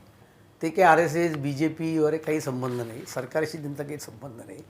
आपण पॅन्डेमिकच्या काळामध्ये आपली अर्थव्यवस्था कशी सांभाळली आणि किती मोठी केली हे त्यांनी कालच्या टाइम्स ऑफ इंडियातल्या लेखात त्यांनी डिटेल दिलं आहे. आणि तुम्हाला एक आणखीन एक सांगतो, आत्ता आपला एक्सपोर्ट सुद्धा हा रेकॉर्ड ब्रेक लेवलला आहे. आणि त्याचं वैशिष्ट्य हे आहे की त्यातला मर्कंडाईज एक्सपोर्ट हा मोठ्या प्रमाणावर आपला वाढलेला आहे. हे आपल्या एक्सपोर्टमधला आपला प्रॉब्लेम काय होता की मर्कंडाईज एक्सपोर्ट वाढत नव्हता, आणि त्यामुळे PLI सारखी स्कीम आणली, प्रोडक्शन लिंक इन्सेंटिव्ह स्कीम. त्या स्कीममुळे किती फायदा झाला, किती मोबाईलच्या फॅक्टरी देशात चालू झाल्या. आणि त्याच्यामुळे मला एवढंच म्हणायचं आहे की काही सगळं आता संपलंय बिपलंय असं नाही. सचिनजी, मी येतो फक्त हातेकर त्यांना फार कमी बोलायला मिळालं म्हणून. हातेकरजी, या सगळ्या म्हणजे आजच्या बजेटमुळं एकूण रोजगार निर्मिती तरुणाईच्या पदरात काही पडेल अशा मार्गावर ते बजेट आहे का तुमचं? तरुण म्हणजे कोण ते मी समजा. याला धरूनच आणखी एक विचारू. मध्यंतरी मी एका न्यूजपेपरमध्ये असं वाचलं, एका अगदी नोन बँकेची ॲड होती की आता गेल्या 2 वर्षामध्ये आपल्या परीक्षा ज्या आहेत त्या ऑनलाईन परीक्षा झालेल्या आहेत. आणि लिटरली असं लिहून आलं होतं की ह्या वर्षातले जे स्टुडंट्स आहेत जे या ऑनलाईन परीक्षेतून ग्रॅज्युएशनमध्ये आलेत त्यांना कन्सिडर केलं जाणार नाही. सो या 2 वर्षातल्या ह्या ज्या विद्यार्थ्यांचं ज्यांनी जेन्युइन प्रयत्न करून जे मार्क मिळवून ते पुढे आलेले आहेत ऑनलाईन परीक्षा असली तरी, तर अशा विद्यार्थ्यांसाठी आपण काय करणार आहोत? कारण ती 2 वर्ष त्यांची लिटरली गेल्यासारखी आहेत की त्याचं खूप मोठं एक चर्चा झाली होती पुढे की तुम्ही असा कसा क्लॉज घालू शकता की या गेल्या 2 वर्षामध्ये ज्यांनी परीक्षा दिल्यात ते म्हणजे ते त्यांना नाहीच आहे, काउंट नाही होणार. काउंटच नाही असं होणार झालं होतं की ते ज्या बँकेच्या जाहिरात आली होती नंतर त्या बँकेनं त्याचा खुलासा केला की ते त्या याने केली होती आणि तसं काही पण नाही. मग अल्टिमेटली आता मी सर्वसामान्य नागरिक म्हणून सांगू तर ते रिफ्यूज केलं गेलं कारण आपण चर्चा करतो, कारण आपण त्यांना ब्लेम करतो. पण जर का मनातनं ते ठरलं असेल तर वागताना आपण शेवटी तसंच वागतो. बरोबर आहे, हा मुद्दा आहे. तर मग पुढे काय? कारण इथे जे ठरलेलं आहे ते ठरलेलं आहे. तुम्ही लोकांसमोर काही नको म्हणून ते शब्द मागे घेतलेत, पण शेवटी त्या मुलांना पण हा म्हणजे मुद्दा हा की तरुणाई तरुणाई म्हणजे कोण? तर माझ्या नजरेसमोर तरुणाई म्हणजे समजा मी एका लहान गावातला साधारण 1 एकर 1.5 एकर कोरडवाहू शेती असलेल्या घरातला ग्रॅज्युएट झालेला मुलगा आहे. तर माझ्या दृष्टीने आज खूप प्रश्न आहेत. मला नोकरी मिळत नाही कारण माझ्याकडे आवश्यक त्या स्किल्स नाहीत. शेतीवर कुटुंब चालू शकत नाही माझं. मग नक्की काय करायचं? तर इथे या बजेटमध्ये आहेही आणि नाही. आहे काय आहे तर आज मला शेतीचा माल म्हणजे शेतीमालाला माझ्या व्हॅल्यू ॲडिशन होण्यासाठी जे इन्फ्रास्ट्रक्चर आवश्यक आहे, मार्केट कनेक्टिव्हिटी आवश्यक आहे, कोल्ड स्टोरेज आवश्यक आहेत, तर याच्याविषयी गेले काही वर्ष बजेटमध्ये सिस्टमॅटिकली कामं सुरू आहे. आणि या बजेटमध्ये सुद्धा या सप्लाय चेनवर गुंतवणुकीवर भर आहे. तर तो एक महत्त्वाचा प्लस मला देईल. पण ह्याच्याचबरोबर मला इमिजिएटली आता काय करायचं म्हणजे स्किल डेव्हलपमेंटवर सुद्धा आपण या बजेटमध्ये चर्चा केलेली आहे की आपण स्किलिंग करू वगैरे, पण ती लाँग टर्म प्रोसेस आहे. आणि बाजारपेठातल्या मागणी वगैरे इतकी डायनॅमिक असते ना की ते करून आपण लोकांना स्किल करू आणि मग परत त्यांना नोकरी मिळेल हे दरवेळेला शक्य होईल असं होत नाही. त्यामुळे तो एक थोडासा अँगल ग्रे राहिलेला आहे. आणि त्याच्याचबरोबर इमिजिएटली जर मला काही काम करायचं असेल, इमिजिएटली मला हाताला काहीतरी काम पाहिजे असेल किंवा घराला काही माझ्या सपोर्ट पाहिजे असेल तर तो या बजेटमध्ये मला तितक्या प्रकर्षाने दिसत नाही. विशेषतः ग्रामीण बेरोजगारी आणि शेतीची वायबिलिटीची क्रायसिस तो हवा होता असं. मगाचा जो मुद्दा होता एक्सपोर्ट्स आणि FDI ह्या 2 वेगळे विषय आहेत पहिली गोष्ट. त्यामुळे एक्सपोर्ट्स हा आपला इकडचा लोकल देखील त्या ठिकाणी आंतरप्रिनर करत असतो जो व्यावसायिक आहे. प्रश्न असा आहे की आता म्हणजे लोकांची दिशाभूल होऊ नये म्हणून ही वस्तुस्थिती आणणं गरजेचं आहे. ते म्हणाले चायनाच्या FDI कमी झालाय. चायनाचा FDI 20% वाढलेला आहे या कालावधीमध्ये आणि तो रिपोर्ट आपला नाही आहे, तो युनायटेड नेशनचा कॉन्फरन्स ऑन ट्रेड अँड डेव्हलपमेंटचा आहे. तो आत्ताच UNCTADचा रिपोर्ट आहे आणि ज्याच्यामध्ये 26% भारताचा FDI कमी झालाय असं म्हटलेलं आहे. याचं कारण आहे, तुम्ही लक्षात घ्या काय झालंय की आताच्या परिस्थितीमध्ये एक्सपोर्ट निश्चित वाढला, म्हणजे ह्या वर्षीचा एक्सपोर्टचा व्हॅल्यू वाढलेली वस्तुस्थिती आहे. आता तुम्ही जर UPAच्या कालावधीमध्ये घेतलं तर UPAच्या कालावधीमध्ये $60 बिलियन बरोबर $300 बिलियन पर्यंत 2014 पर्यंत पोहोचलो, 500% वाढ झाली होती. 2015 ते 2019 पर्यंतचा तुमचा रेकॉर्ड जर घेतला तर तो स्टॅग्नंट आहे, उलट कमी झाला. या कालावधीमध्ये कमी झाला होता. यावर्षी वाढण्याचं कारण हे आहे की चायनानं तिथले वेज रिफॉर्म झाल्यामुळं $150 बिलियन बिझनेस हा सोडून दिलाय आणि तो लेबर सेंट्रिक बिझनेस आहे. म्हणजे ज्याचं काय झालंय की आपण जो मिडल ट्रॅप इन्कम बसतोय, मिडल इन्कम ट्रॅप हा जो काही इकॉनॉमी मधला हे तज्ज्ञ सांगतील, याचं काय झालंय की एक लेबर ओरिएंटेड जो जॉब असतो ज्याच्यामध्ये कमी वेजेस असतात, कमी त्या ठिकाणी आपण पगार देतो आणि त्यामुळे जे प्रोडक्शन निघतं ते अत्यंत इकॉनॉमिकल असतं. मग ते जो बिझनेस आहे तिथं वेजेस वाढल्यामुळे चायनानं तो सोडला आणि त्याच्यावरती कम्पीट करण्यासाठी भारत, व्हिएतनाम, बांगलादेश, त्याच्यामध्ये ॲपरेल मार्केट आहे, ज्याच्यामध्ये आपण म्हणतो की कपड्यांचं मार्केट आहे, कपडे बनवण्याचं मार्केट बांगलादेशकडे गेले, व्हिएतनामकडे गेले. तो बिझनेस मोठ्या प्रमाणामध्ये या साऊथ ईस्ट एशियाच्या देशांमध्ये आलेला आहे आणि मग त्याच्यासाठी आपण कम्पीट करत असताना काही बिझनेस अपरिहार्यपणे आपल्याकडे आला आणि वर्ल्डची डिमांड, ग्लोबल डिमांड वाढल्यामुळे आलेला आहे. आता वस्तुतः ही राहील का, स्टेडी राहील का, हा मूळ प्रश्न त्या ठिकाणी अर्थसंकल्पामध्ये याच्यासाठी आहे कारण आपण इम्पोर्टचे बॅरियर टाकले. तुम्ही लक्षात घ्या, 3200 बॅरियर इम्पोर्टचे टाकले आत्मनिर्भर भारतसाठी. एकच सेकंद म्हणजे मी असं म्हणत होतो. 3200 बॅरियर टाकल्यामुळं आजच्या परिस्थितीमध्ये अनेक जे इम्पोर्ट जे आहेत, आता केमिकल्सचा मध्ये थोडंसं रिलीफ दिला त्यांनी, गोल्ड अँड ज्वेलरीमध्ये त्या ठिकाणी रिलीफ दिला आहे, पण बऱ्याच अंशानं त्या ठिकाणी प्रोसेस करण्यासाठी जो रॉ मटेरियल येतं त्याच्यावरती मोठा तारीफ असल्यामुळं त्याच्यावरती प्रोसेस होऊन एक्सपोर्ट होणं हे कमी झालेलं आहे आणि म्हणून ह्या संदर्भामध्ये लॉंग टर्म पॉलिसी करावी लागेल. एक तर रिजनल कुठलेही ट्रेड अग्रीमेंट नाहीत. रिजनल ट्रेड अग्रीमेंटचं किती मोठं महत्व असतं हे मला वाटतं सगळे अर्थतज्ञ सांगतील, कारण 25 देशांनी एकत्र जर काही पॅक्ट केला तर तिथे प्रेफरन्शियल ट्रीटमेंट मिळते, आपल्या बिझनेसवाला तिकडे जातो. आपली वेळ संपत आल्यामुळे मला खरं तर म्हणजे ह्या सेशनची सचिनजी, तुम्हाला या 1.5-2 तासाचं जे बजेट झालं त्याच्यामध्ये एक सुद्धा गोष्ट नवीन, क्रिएटिव्ह, इंटरेस्टिंग, महत्वाची, देशाला चांगली अशी वाटली नाही का, किंवा वाटली असेल तर ती काय आहे? पहिली गोष्ट अशी की त्यांनी चांगली गोष्ट मला चांगली सांगतो मी, असं नाही म्हणणार की याच्यामध्ये या भारतीय जनता पक्षासारखं माझी मनोवृत्ती नाही. प्रश्न असा आहे की या संदर्भामध्ये जो इन्फ्रास्ट्रक्चर लेआउट प्लान पूर्वीचा होता, जो नॅशनल इन्फ्रास्ट्रक्चर प्लानमध्ये, आज त्यांनी तो ग्रामीण भागामध्ये छोट्या छोट्या गोष्टींसाठी जोडण्याचा प्रयत्न केलेला आहे. तो किती इम्प्लिमेंट होईल हा भाग आहे, पण तो डिरेक्शन त्या ठिकाणी निश्चितपणे आहे. आणि हा डिजिटल इंडिया वगैरे अजूनही मोठा डिवाइड देशामध्ये आहे, रुरल आणि अर्बनचा आहे, तुम्ही लक्षात घेतलं पाहिजे. परंतु त्याला काही त्याच्याकडे नेण्याचा 5G लेआउट हे करताय. ठीक आहे, आता हा चांगला भाग. अतुलजी, तुम्ही आता असं आहे की म्हणजे आम्ही प्रेक्षक म्हणून सगळ्यांना हे माहिती आहे की बजेट जो पक्ष मांडतो त्या पक्षाचे लोक त्याचे वारेमाप तारीफ करतात, जे विरोधात असतात ते कितीही चांगलं असलं तरी त्याच्या नावानं खडे फोडतात. तर त्याच्या पलीकडे जाऊन तुम्हाला या बजेटमधनं अशा काय गोष्टी आहेत की ज्या व्हायला पाहिजे होत्या, ज्या झाल्या नाहीत, ज्याच्याबद्दल तुमच्या मनात निराशा आहे? जसं यांनी चांगल्या गोष्टी सांगितल्या बजेटच्या बद्दलच्या, तशा तुमच्या दृष्टीनं काय त्यात उणीव जाणवती तुम्हाला, काय व्हायला पाहिजे होतं जे झालं नाही असं तुम्हाला वाटतं? नाही, बघा, पहिला मुद्दा तर असा आहे की मी थोडंफार अर्थशास्त्राचा अभ्यासक आहे आणि त्याच्यामुळे बजेटमधनं काय मिळतं आणि काय मिळू शकत नाही याची मला एक थोडी फेअर कल्पना मला आहे आणि त्याच्यामुळे मुळात माझ्या काही म्हणजे अमुक होईल तमुक होईल असं नसतं. मी आता खरं सांगायचं तर आता बहुतेक जगातला हा एकमेव देश असेल की ज्या देशामध्ये असं बजेटचा कार्यक्रम होतो, त्याचं भाषण केलं जातं. हे आपले सोशलिस्टिक इकॉनॉमीच्या जे काही हे आहेत ना, रेल्वे बजेट काय ब्रिटिशांनी चालू केलं, आपण चालू ठेवलं होतं. तो फक्त रेल्वेचे टाइम टेबल वाचून दाखवायचे रेल्वे मिनिस्टर, इकडून इकडे इकडून इकडे. मोदी सरकारने ते मर्ज करून टाकलं. It is a reform. आणि त्याच्यामुळे मला चंद्रशेखर टिळक बोलले की आम्हाला इन्कम टॅक्स भरावा लागत नाही, तर तसं काही नाही आहे. मी इन्कम टॅक्स भरावाही लागतो आणि भरतोही, दोन्ही आहे, म्हणजे भरावा पण लागतो. आणि त्यामुळे एक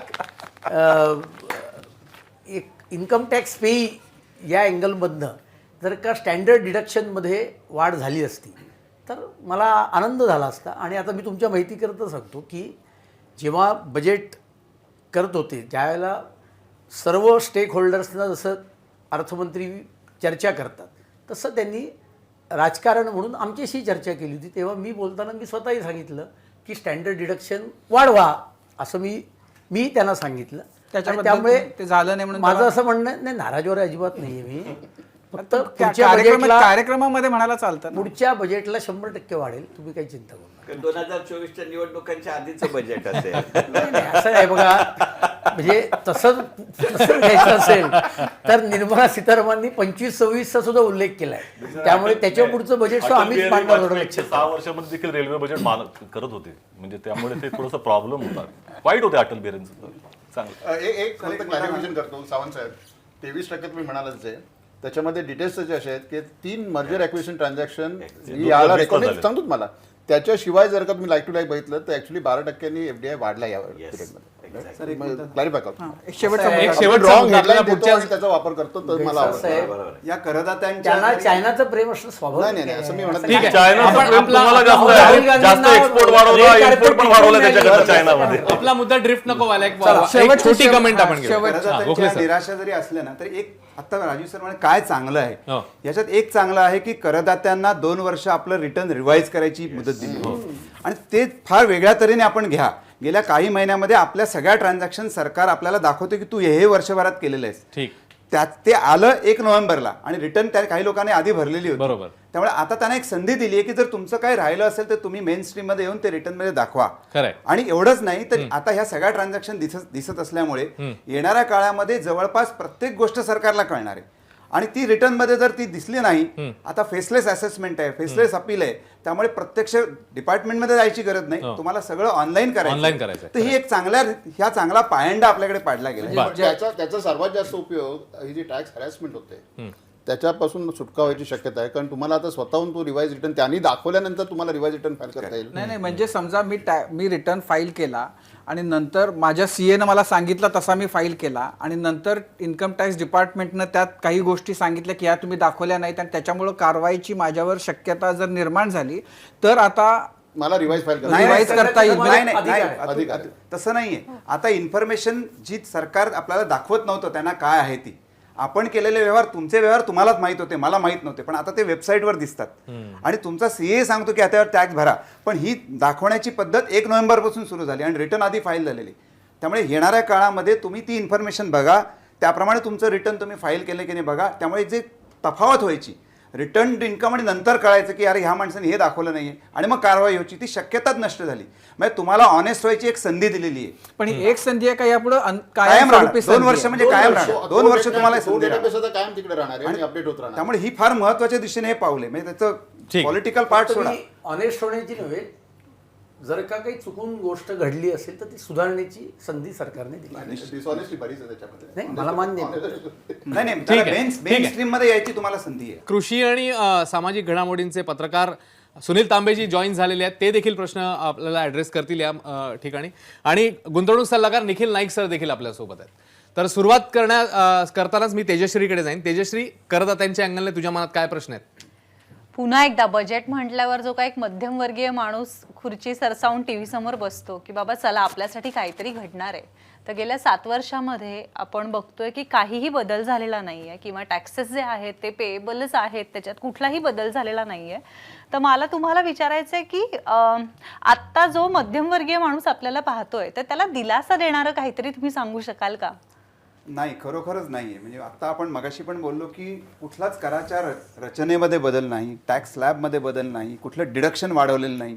त्यामुळे कुठल्याच पद्धतीने सर्वसामान्याला त्याच्यातनं दिलासा नाही आहे. तर त्यात म्हणजे ती मगाशीच म्हटल्याप्रमाणे ती नाराजी आहे. सर्वसामान्य जो टी व्ही समोर बसून नजर लावून बघत होता, आम्ही सुद्धा सल्लागार अपेक्षाने होतो की कोरोना काळातलं गेल्या 2 वर्षात ज्या महागाई आणि एकंदर वाढलेली तर काहीतरी त्याच्यात त्यांना मिळावं, ते ह्या बजेटमध्ये नक्कीच नाही आहे. मी मुद्दाम विचारलं कारण मध्यमवर्गीय माणूस हा शब्द मी वापरला, कारण मध्यमवर्गीय किंवा त्या खालचा वर्ग आपण म्हणूया, गेल्या 2 वर्षात खूप जणांच्या नोकऱ्या गेल्यात, खूप जणांचं, मी मगाशी म्हणाले तसं, घरातली खूप कमावती व्यक्ती लोकांनी गमावलेली आहे. आणि असं असताना जो काही आपला साठा असतो, जो आपण आयुष्यभरासाठीचा केलेला असतो, अगदी तिटपूंच्या पगारातून जे काही थोडंफार साठवलेलं असतं, तर तेही आता लोकांचं संपत आलंय. मग अशा अवस्थेमध्ये लोकांच्या खरंच खूप अपेक्षा होत्या आता की काहीतरी बाबा त्या वर्गाचा विचार केला जावा या सगळ्यात. कारण परिस्थिती डेफिनेटली सगळ्यांवर आली आहे, पण तरी आपल्याला माहिती आहे की श्रीमंत माणूस तसाही आजही सस्टेन करू शकतो ह्याच्यात, पण मध्यमवर्गीय माणसाने ह्यात काय करावं आता? खरोखरच तुमचा योग्य ऑब्झर्वेशन आहे. खरोखरच काही मिळालेलं नाही.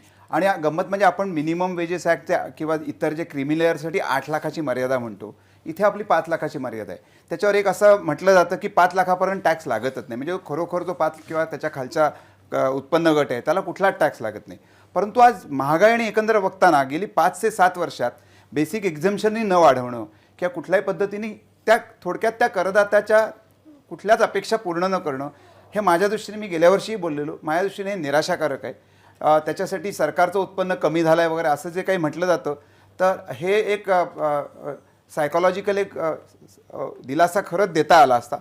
नक्कीच एक मनाला बरं वाटतं की माझा काहीतरी टॅक्स कमी झाला आहे, तो दिला गेला नाही, हे सत्य आपल्यासमोर आहे. या बजेटमध्ये पेन्शनरांच्या बद्दलचे उल्लेख आले होते. पेन्शनरांना जे बसलेले आहेत त्यांना या बजेटनं काय दिले? नाही, त्यांनाही काही दिलासा दिलेला नाही आहे. पेन्शनर म्हणजे रिटायर जो असतो, आम्ही म्हणतो ठीक आहे सर्वसामान्यांना नका, पण निदान रिटायर लोकांना काहीतरी त्याच्यात दिलासा हवा होता, तोही त्यांना दिला नाही. त्यांना एक तर व्याजाचे दर कमी झाल्यामुळे त्यांचं उत्पन्न कमी झालं आहे. अशा वेळी त्यांच्यासाठी जर टॅक्स तेवढाच भरायचा असेल तर खरोखर हे निराशाजनक आहे. बरं, एक मुद्दा टिळक सर याच्यामध्ये आला होता की सुसूत्रीकरणासाठी 2 वर्षांचा कालावधी. हे जर आम्हाला नीट एक्सप्लेन करून सांगा, या 2 वर्षामध्ये टॅक्स पेअर नेमकं काय करू शकतो?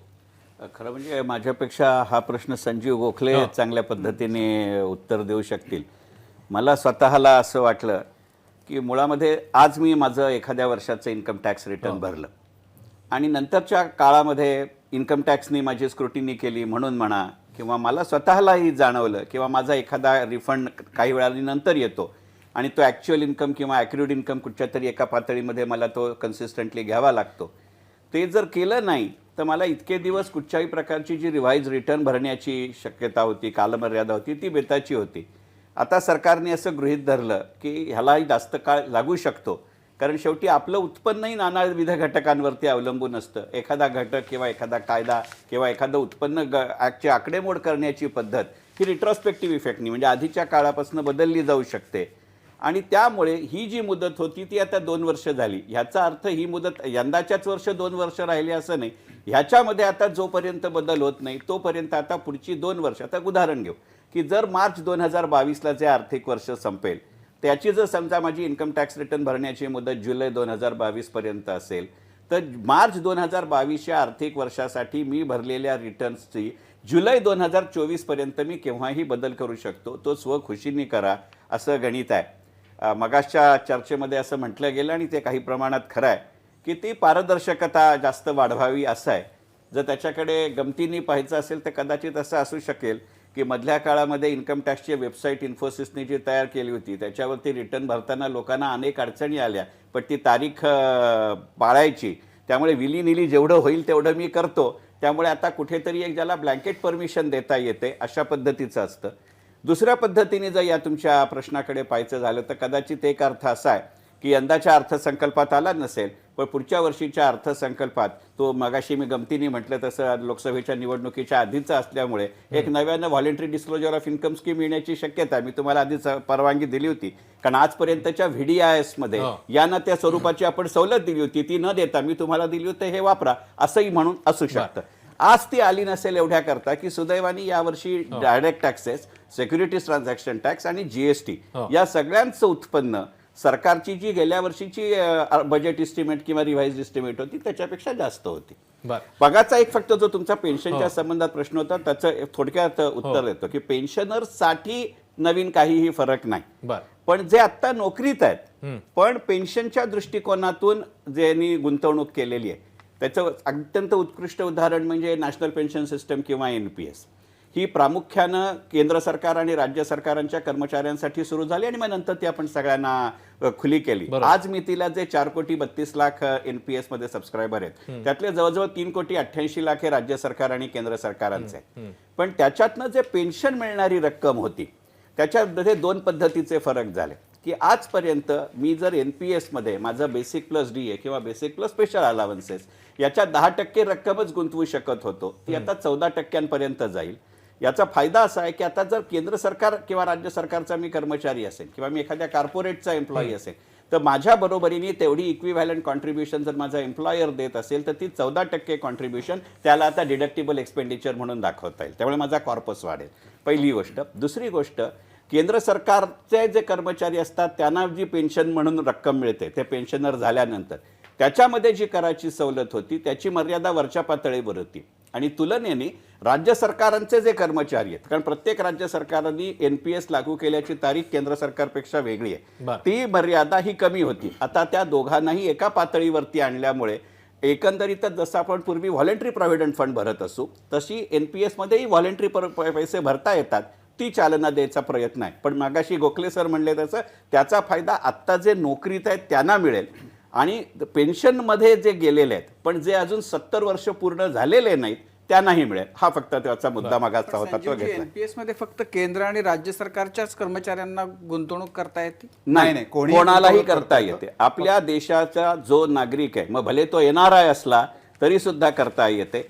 NPS मध्ये ज्याचं वय वर्ष 18 पूर्ण झालंय पण 70 वर्ष पूर्ण झालेले नाही तसा कोणीही अकाउंट ओपन करू शकतो. फक्त त्याला अट अशी आहे की तुमच्या उत्पन्नाच्या 10% तुम्ही हे करू शकता. केंद्रीय कर्मचाऱ्यांना आणि स्टेट कर्मचाऱ्यांना 14% करायला आहे. तर त्याच्यात असं होतं की केंद्रीय कर्मचाऱ्यांना 14% अलाउड होती, मात्र स्टेटच्या कर्मचाऱ्यांना 10% अलाउड होती, ती आता त्यांनी 14% आहे. म्हणजे केंद्र आणि राज्य सरकारचे कर्मचारी 14% करू शकतील, इतर जे आहेत ते 10% त्यांच्या उत्पन्नाच्या NPS मध्ये इन्व्हेस्ट करू शकतात. मगाचा जो सुसूत्रीकरणाचा मुद्दा त्यात मी एक असा मुद्दा ऍड करतो की एकंदरीतच सध्या आपण बघितलं तर सगळं ट्रान्सपरंट आहे, म्हणजे डिजिटल पेमेंट आहे. फास्टॅगने तुम्ही कुठे कुठे गेला आहे तुम्हाला सरकारच्याकडे ती इन्फॉर्मेशन ट्रॅकिंग करू शकतो. GST मध्ये E-वे बिल आहे, म्हणजे माझा ट्रक कुठून कुठे गेला हे कळतं. म्हणजे तुमच्या एकंदरच आर्थिक व्यवहारांच्या नाड्या आता सरकारकडे म्हणजे कुठल्या तरी यंत्रणेकडे आहेत. बरोबर. अशा वेळी तुमचं विवरणपत्र भरताना या सगळ्याचा विचार करून तुम्ही विवरणपत्र भरलाय ना, नसेल तर तुम्हाला मी सुधारण्याची संधी देतोय आणि कदाचित ती संधी तुम्हाला 2 वर्ष दिल्यानंतर, कदाचित 2 वर्ष किंवा त्याच्या आधी ही स्कीम VDIS येऊ शकते की तुम्ही नाही केलं मग आता आम्ही तुम्हाला संधी देतो. थोडक्यात असं आहे की आता एकंदरीतच सगळे व्यवहार ट्रान्सपरंट झाल्यामुळे कर चुकवेगिरी जो मुद्दा आहे तो खूप कमी होणार आहे. म्हणजे आपल्याकडे तर सगळ्याच प्रत्येक गोष्ट, म्हणजे आज तुम्ही जर इथून पुण्याला गेलात आणि जर फास्टॅगमधला टोल भरला असाल तर तुम्ही पुण्याला गेला होता ते सिद्ध आहे, ते कशासाठी गेला होता ते तुम्हाला सांगायला लागेल. त्यामुळे अशा पद्धतीने आपल्या संपूर्ण व्यवहारांवर लक्ष जर सरकारचं असेल तर सर्वांनी आपलं उत्पन्न व्यवस्थितपणे दाखवणं आवश्यक आहे आणि त्याच्यासाठी ही संधी दिलेली आहे. ते सुसूत्रीकरण हा नाव आहे त्याला, पण आता तुम्ही मगाशी म्हटलं पण तुम्ही मेन स्ट्रीम मध्ये या, तुमचं ब्लॅक उत्पन्न आता बँक अकाउंट, सगळी बँक अकाउंट आपली दिसतात. तर माझे असे कित्येक क्लायंट की त्यांनी काही बँक अकाउंट दाखवली नव्हती, तिथे जमा होणारं व्याज दाखवलं नव्हतं, ते आता मला म्हणतात मी आता काय करू, कसं दाखवू, त्यांनाही आता संधी उपलब्ध आहे. म्हणजे सरकारचा रेव्हेन्यू वाढवण्यात हा एक मुद्दा आणखीन वेगळ्या अर्थाने पुढे जाता येईल. मी गोखले साहेबांची माफी मागून सांगतो, कदाचित ही सुरुवात असेल की 2 वर्षानंतर सरकार असं सांगेल की तुम्ही आता पर्सनल इन्कम टॅक्स रिटर्न भरूच नका. मीच तुम्हाला सांगतो की चंद्रशेखर टिळक तुमचं एवढं उत्पन्न आहे, तुम्ही एवढा टॅक्स भरलेला होता, एवढा टॅक्स TDSच्या रूपानं यायला हवा होता, तो आला नव्हता. पुढच्या 2-4 दिवसात, 8 दिवसात, 10 दिवसात तुम्ही आपणहून कर भरा, नाहीतर तुमचा बँक अकाउंट माझ्याकडे आहेच, तुम्ही मॅन्डेट द्या, मी तुमचं अकाउंट डेबिट करतो. मी टिळक सरांना सांगेन की ही सोय आताच आहे, प्री फिलिंग सुरू झालंय आणि आता 50 ट्रान्झॅक्शन वेगळे असे आहेत की तुम्ही LIC पॉलिसी काढली तरी तिथे दिसणार, तुम्ही कार घेतली तरी तिथे दिसणार, कार विकली तरी दिसणार, परदेशात गेला तरी म्हणजे थोडक्यात डिजिटल पेमेंट जिकडे जिकडे झाले ते सगळं ट्रॅक होणार नाही. जिथे पॅन नंबर दिला जातो, पॅन नंबर दिला तिथे सगळीकडे, जसं त्यांनी जनधन आधार सुरू केलं आणि मग सबसिडी देताना डायरेक्ट अकाउंटला जमा होते, मधले बिचोलिये जातात, आता तुमचे सगळे व्यवहार सरकारला कळणार. म्हणजे तुम्ही जर अक्षरशः आम्ही गमतीने म्हणतो की 555 सिगरेट जर मोबाईल पे करून केलीस तर बायकोला कळेल की नवरा 555 ओढतो. इतकं तुम्ही सावध व्हायला पाहिजे. आता आम्ही नेहमी करत जाताना सांगतो की तुम्ही जर डिजिटल पेमेंट करता, तुम्हाला कन्व्हिनियन्स आहे पण इट इज रेकॉर्डेड, त्या पाऊल खुणा मागे सोडल्या जातील आणि तुम्ही काय केलं वर्षभरात हे सरकारला कळेल आणि त्याप्रमाणे तुमचं उत्पन्न जर तुम्ही दाखवलं नाही तर तुमच्यावर कारवाई होईल. आज आपण वैयक्तिक आयुष्यात आपलं कार किंवा आपल्या जवळची कुटुंबातली व्यक्ती कारण सध्याच्या अनिश्चिततेच्या काळात आपण त्याचा लोकेशन मॅप पाठवतो. हे सुसूत्रीकरण हे आपल्या अर्थकारणाचा लोकेशन मॅप आहे, दुसरं काही नाही. बर, एक मुद्दा फक्त म्हणजे मला सरचार्ज आणि याच्यावर पण विचारायचं आहे स्टार्टअपच्या मुदतवाढीबद्दल. पण टिळक सर, कर चुकवेगिरीबद्दल आता एक स्ट्रिक्ट लॉ आलेला आहे, संपत्ती जप्त होणार आहे, तर ते नेमकं काय काय नियम असणार आहे, तो आम्हाला जरा उलगडून नाही, त्याच्याकरता कधी मोकळेपणाने सांगतो की आता जी आहे ती फक्त एका वाक्यातली घोषणा आहे आणि आपण सगळ्यांनी फक्त भाषण ऐकलंय आणि लगेच बोलायला बसलं, म्हणजे आपल्यालाही भलतीच घाई बोलण्याची. परंतु निदान ते भाषण तरी पूर्ण वाचलं पाहिजे किंवा कागद तरी अजून गोष्टी म्हणजे यायच्या आहेत फायनल. त्याचं कारण असं आहे की हा खरं सांगायचं म्हणजे वेल्थ टॅक्सच्या अंतर्गत येणारा भाग आहे आणि मधल्या काही बजेटच्या पूर्वी आपण वेल्थ टॅक्स हा एका अर्थानं मर्यादित अर्थानं असेल पण आपण तो विड्रॉ केला होता. त्यामुळे हा जर पुन्हा नव्याने आणायचा असेल, कारण अटॅचमेंटची वेल्थची प्रॉपर्टीची अटॅचमेंट ही वेल्थ टॅक्स आणि इन्कम टॅक्स दोन्हीकडनं यावं लागेल. त्यामुळे ते पाहिल्याशिवाय त्याच्यावरती उत्तर देणं योग्य. त्याच्यामध्ये जर थोडक्यात बोलायचं झालं तर आतापर्यंत जर समजा एखाद्याच्याकडे कॅश सापडली अनअकाउंटेड तर त्याच्या बदल्यामध्ये म्हणजे ते रेग्युलराइज करण्यासाठी काही टॅक्सची रक्कम भरून ती कॅश तुम्ही लिगल करू शकत होता. आता जर तुमच्याकडे अशी कॅश सापडली तर ती सगळी जप्त होणार असा नाही, असं असू शकत नाही. कारण आताही अनडिस्क्लोज इन्कम मधनं सरकारचा टॅक्स आणि त्याच्यावरची पेनल्टी भरून उरलेली रक्कम तुम्ही ठेवू शकत होता. पण आता बदल तो होतोय का असा मुद्दा होता. माझा स्वतःचा म्हणजे समज सगळी संपत्ती जप्त होणार का? माझा सगळी स्वतःचा संपत्ती म्हणजे समज सगळी संपत्ती म्हणजे जप्त व्हायला सापडलेली पाहिजे. सगळी हो, संपत्ती. ऑफकोर्स. म्हणजे जी जर तुमच्या घरामध्ये कॅश सापडली ज्याचा तुम्हाला हिशोब देता आला नाही तर ती कॅश सगळी सरकार घेऊन म्हणजे जाणार. थोडक्यात मला ही त्याचा संधी रिवाइज्ड नाही. इन्कम देता येईल नाही असा उद्देश दिसतोय. म्हणजे settlement थोडक्यात option नाहीये पकडला तिकडे. गेला तो चोर सुटला तो साव. हे फाईन नक्की. प्रिंट वरनं आपल्याला कळेल. पण जे इन्कम टॅक्स गेली 30 वर्ष मी बघतोय त्याच्यात नॉर्मली सरकार सगळे पैसे घेऊ शकत नाही. शेवटी माझं उत्पन्न आहे त्याच्यावर जो कर पण आहे त्याच्यामध्ये त्यांनी म्हटलंय की सगळं जप्त करणार. आता तोच म्हणून म्हटलं नाही, फाईन म्हणून म्हटलं फाईन प्रिंट बघावा ओके लागेल. ओके. गोखले सर, पण आणखी त्या एक ज्या मुद्दा म्हणजे- पद्धतीने म्हणाल्या त्याचा अर्थ खांडेकर साहेब तुम्ही म्हणताय तसंच वाटतोय तो. म्हणजे नाईक सर आणि तांबेजींकडे पण मला जायचं आहे. पण गोखले सर, आणखी एक मुद्दा याच्यातला आलेला स्टार्टअपसाठीचा 3 वर्षांची मुदतवाढ. या बजेटमध्ये हा जो निर्णय झालेला आहे स्टार्टअपसाठी किती महत्वाचा आहे, फायद्याचा येणार आहे का? स्टार्टअपसाठी 3 वर्ष तुम्हाला टॅक्स हॉलिडे म्हणजे तुम्हाला टॅक्स लागणार नाही अशी जी प्रोव्हिजन होती. त्याच्याकरता 2023 पर्यंत तुमचं स्टार्टअप सुरू होणं आवश्यक होतं.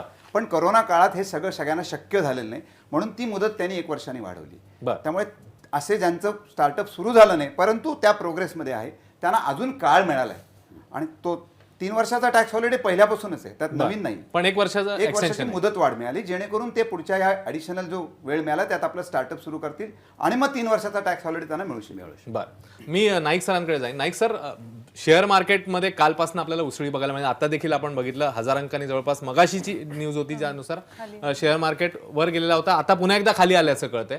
पण या बजेट नंतर गुंतवणूकदारांच्या अँगलने काही पॉझिटिव्ह साईन्स दिसत आहेत तुम्हाला याच्यामध्ये? नाही, खूप पॉझिटिव्ह आहेत. ॲक्च्युली एक आपण बघितलं पाहिजे की ही तेजी जी आहे आत्ताची सध्याची ही गव्हर्नमेंटची तेजी नाही आहे. म्हणजे गेल्या काही 2 वर्षात ती तेजी ही सेंट्रल बँकांची तेजी आहे, जिकडे जागतिक बँकांनी पैसे प्रिंट केलेत आणि त्यामुळे तेजी आली.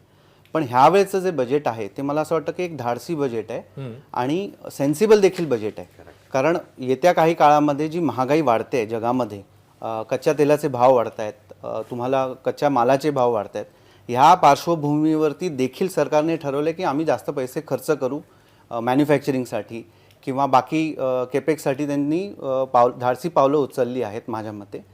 ह्यामध्ये एक रिस्क जी आहे धाडसी याच्यासाठी की महागाईची रिस्क असून देखील त्यांनी खर्च जास्त करण्याचा निर्णय घेतला आहे. मग आता महागाईला आटोक्यात आणण्याचं काम RBI करेल कुठल्या तरी प्रकारे, ह्याचं अशी अपेक्षा असू शकते. दुसरं बॅलन्स्ड ह्याच्यासाठी की जास्त असं पॉप्युलस किंवा, आणि मी मगाचं आपले डिस्कशन बघत होतो तर मला असं वाटतं की ह्यावेळेला सगळ्यात कमी असं पॉलिटिकल डिस्कशन बजेटवरती होताना बघितलं मी गेल्या काही वर्षातलं. आणि जास्त डिस्कशन हे पॉलिसीवरती होताना आपण बघितलं. आणि दुसरं सगळ्यात महत्त्वाचं म्हणजे छोट्या छोट्या गोष्टींसाठी देखील खूप त्यांनी लक्ष दिलेलं आहे. जसं मॅन्युफॅक्चरिंगमुळे तुम्हाला जॉब्स क्रिएट होतील, त्यामुळे लोकांच्या हातात पैसे येतील अशी अपेक्षा आहे. म्हणजे आपण अमेरिकेत वगैरे बघितलं की मॅकडोनल्डमध्ये काम करणारी व्यक्ती म्हणाली मला अकाउंटमध्ये पैसे येत आहेत तर मी जाऊन ट्रेडिंग करतो, मी क्रिप्टो विकत घेतो. इथे ते न करता आणि थोडक्यात आपल्याला परवडणारं देखील नाही, आपल्या देशाला परवडणारं देखील नाही एवढे पैसे हातात देणं. तर कुठेतरी जॉब्सला प्रमोशन करणार एक छोटी गोष्ट जी मला खूप आवडली ती म्हणजे त्यांनी जो TV चॅनल सांगितला की मी एज्युकेशनसाठी TV चॅनल सुरू करीन. आता ही खूप बारकाईची गोष्ट आहे की 2 वर्ष मुलांना, आणि आपण बघतो की मराठी माध्यमातली किंवा ज्या खाजगी शाळा नाही आहेत त्यांना ऑनलाईन एज्युकेशन त्यांच्या मुलांना शक्य नव्हतं, कारण घरात एकच व्यक्ती ज्याच्याकडे मोबाईल असणार. सो ह्या गोष्टींकडे थोडंसं कुठेतरी लक्ष दिलेलं आहे. मला असं वाटतं की जे एक बाजाराला कदाचित आवडलं नाही ते म्हणजे डिसइन्व्हेस्टमेंटवरती परत जास्त डिस्कशन केलं नाही. कदाचित ते आधी झालेलं आहे. LICचा IPO येऊ घातलाय, त्यातनंच 1 लाख करोड सरकारला येऊ शकतील. तर हे डिस्कशन परत न करण्याचं टाळलं असेल अर्थमंत्र्यांनी. तिथे कुठेतरी एक निराशा होताना बघितली. पण गिव्हन इलेक्शन्स होणार आहेत त्यामुळे असं वाटलं होतं की खूप असं पॉप्युलिस्ट असं बजेट होईल, पण ते झालं नाही. त्यामुळे बाजाराने त्याला थम्सअप देताना आपण बघितले. एका वेगळ्या अर्थाने गुंतवणूक क्षेत्राच्या दृष्टिकोनातनं या बजेटमध्ये बघितलं पाहिजे. आत्ता निखिल नाईक बोलताना असं म्हणाले की 7.5 लाख कोटी रुपयांचा भांडवली खर्च सरकार करणार आहे. साहजिक केंद्र सरकारसाठी 7.5 लाख कोटी रक्कम ही काही फार मोठी नाही आहे आणि ती काही एका टप्प्यात द्यायची नाही आहे. पण एक शक्यता नाकारता येत नाही की जर गेल्या काही वर्षांचा आपण कल नूर प्रवाह पाहिला तर सरकार जेव्हा म्हणतं की आम्ही एखाद्या गोष्टीसाठी भांडवली खर्च करू, याचा अर्थ सरकार सरकारी तिजोरीतनंच पैसे देईल असं नाही. कदाचित त्या पब्लिक सेक्टर एंटरप्राइजेसचं मोनेटायझेशन ऑफ ॲसेट होऊ शकतं. त्याच्याकरता काही वेगळ्या पद्धतीचे बॉन्ड येऊ शकतात.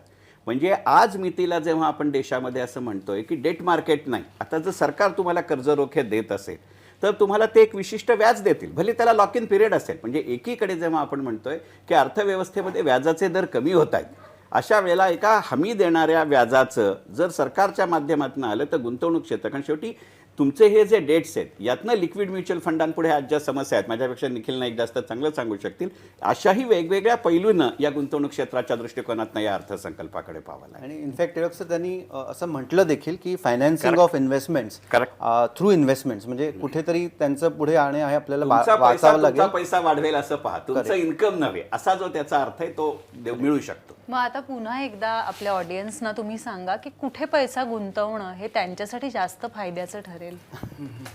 नाही, आय थिंक येत्या काही काळामध्ये व्याजदर परत वाढू शकतील, त्यामुळे थोडासा दिलासा रिटायर्ड लोकांना देखील येईल येत्या काही काळामध्ये. आणि ऑफकोर्स काही सरकारच्या योजना आहेत, पोस्टाच्या योजना आहेत, ज्यांच्यामध्ये व्याजदर कमी नाही झालेले आहेत. दुसरी राहिली गोष्ट, क्लिअरली त्यांनी आज जे क्रिप्टोजवरती म्हणा किंवा हाय टॅक्सेशन आणून कुठेतरी जसं मी मगाशी म्हटलं की त्यांनी सट्टा बाजाराला चालना देणारं असं काही केलेलं नाही आहे ह्यावेळेला.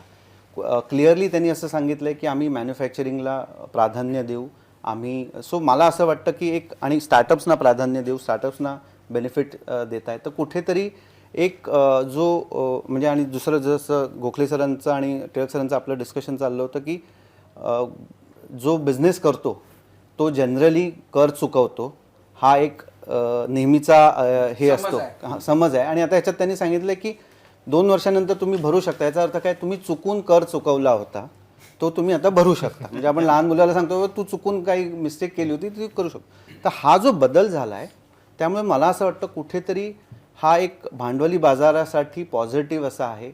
गुंतवणूकदारांनी नक्कीच कुठेतरी थोड्याफार प्रमाणात का होईना शेअर बाजाराकडे म्हणा, NPSच्या माध्यमातून म्हणा, नक्कीच थोड्याफार प्रमाणात गुंतवणूक करणं चांगलं ठरू शकतं. एकच वाक्य मी निखिल नायकांच्या मुद्द्यात ऍड करतो. मॅडम, तुम्ही असं म्हटलात कुठे पैसे गुंतवायचे, तर कुठे पैसे गुंतवायचे या प्रश्नाबरोबरच कसं आणि कोणाच्या माध्यमातून गुंतवायचे हाही प्रश्न खूप महत्त्वाचा असतो.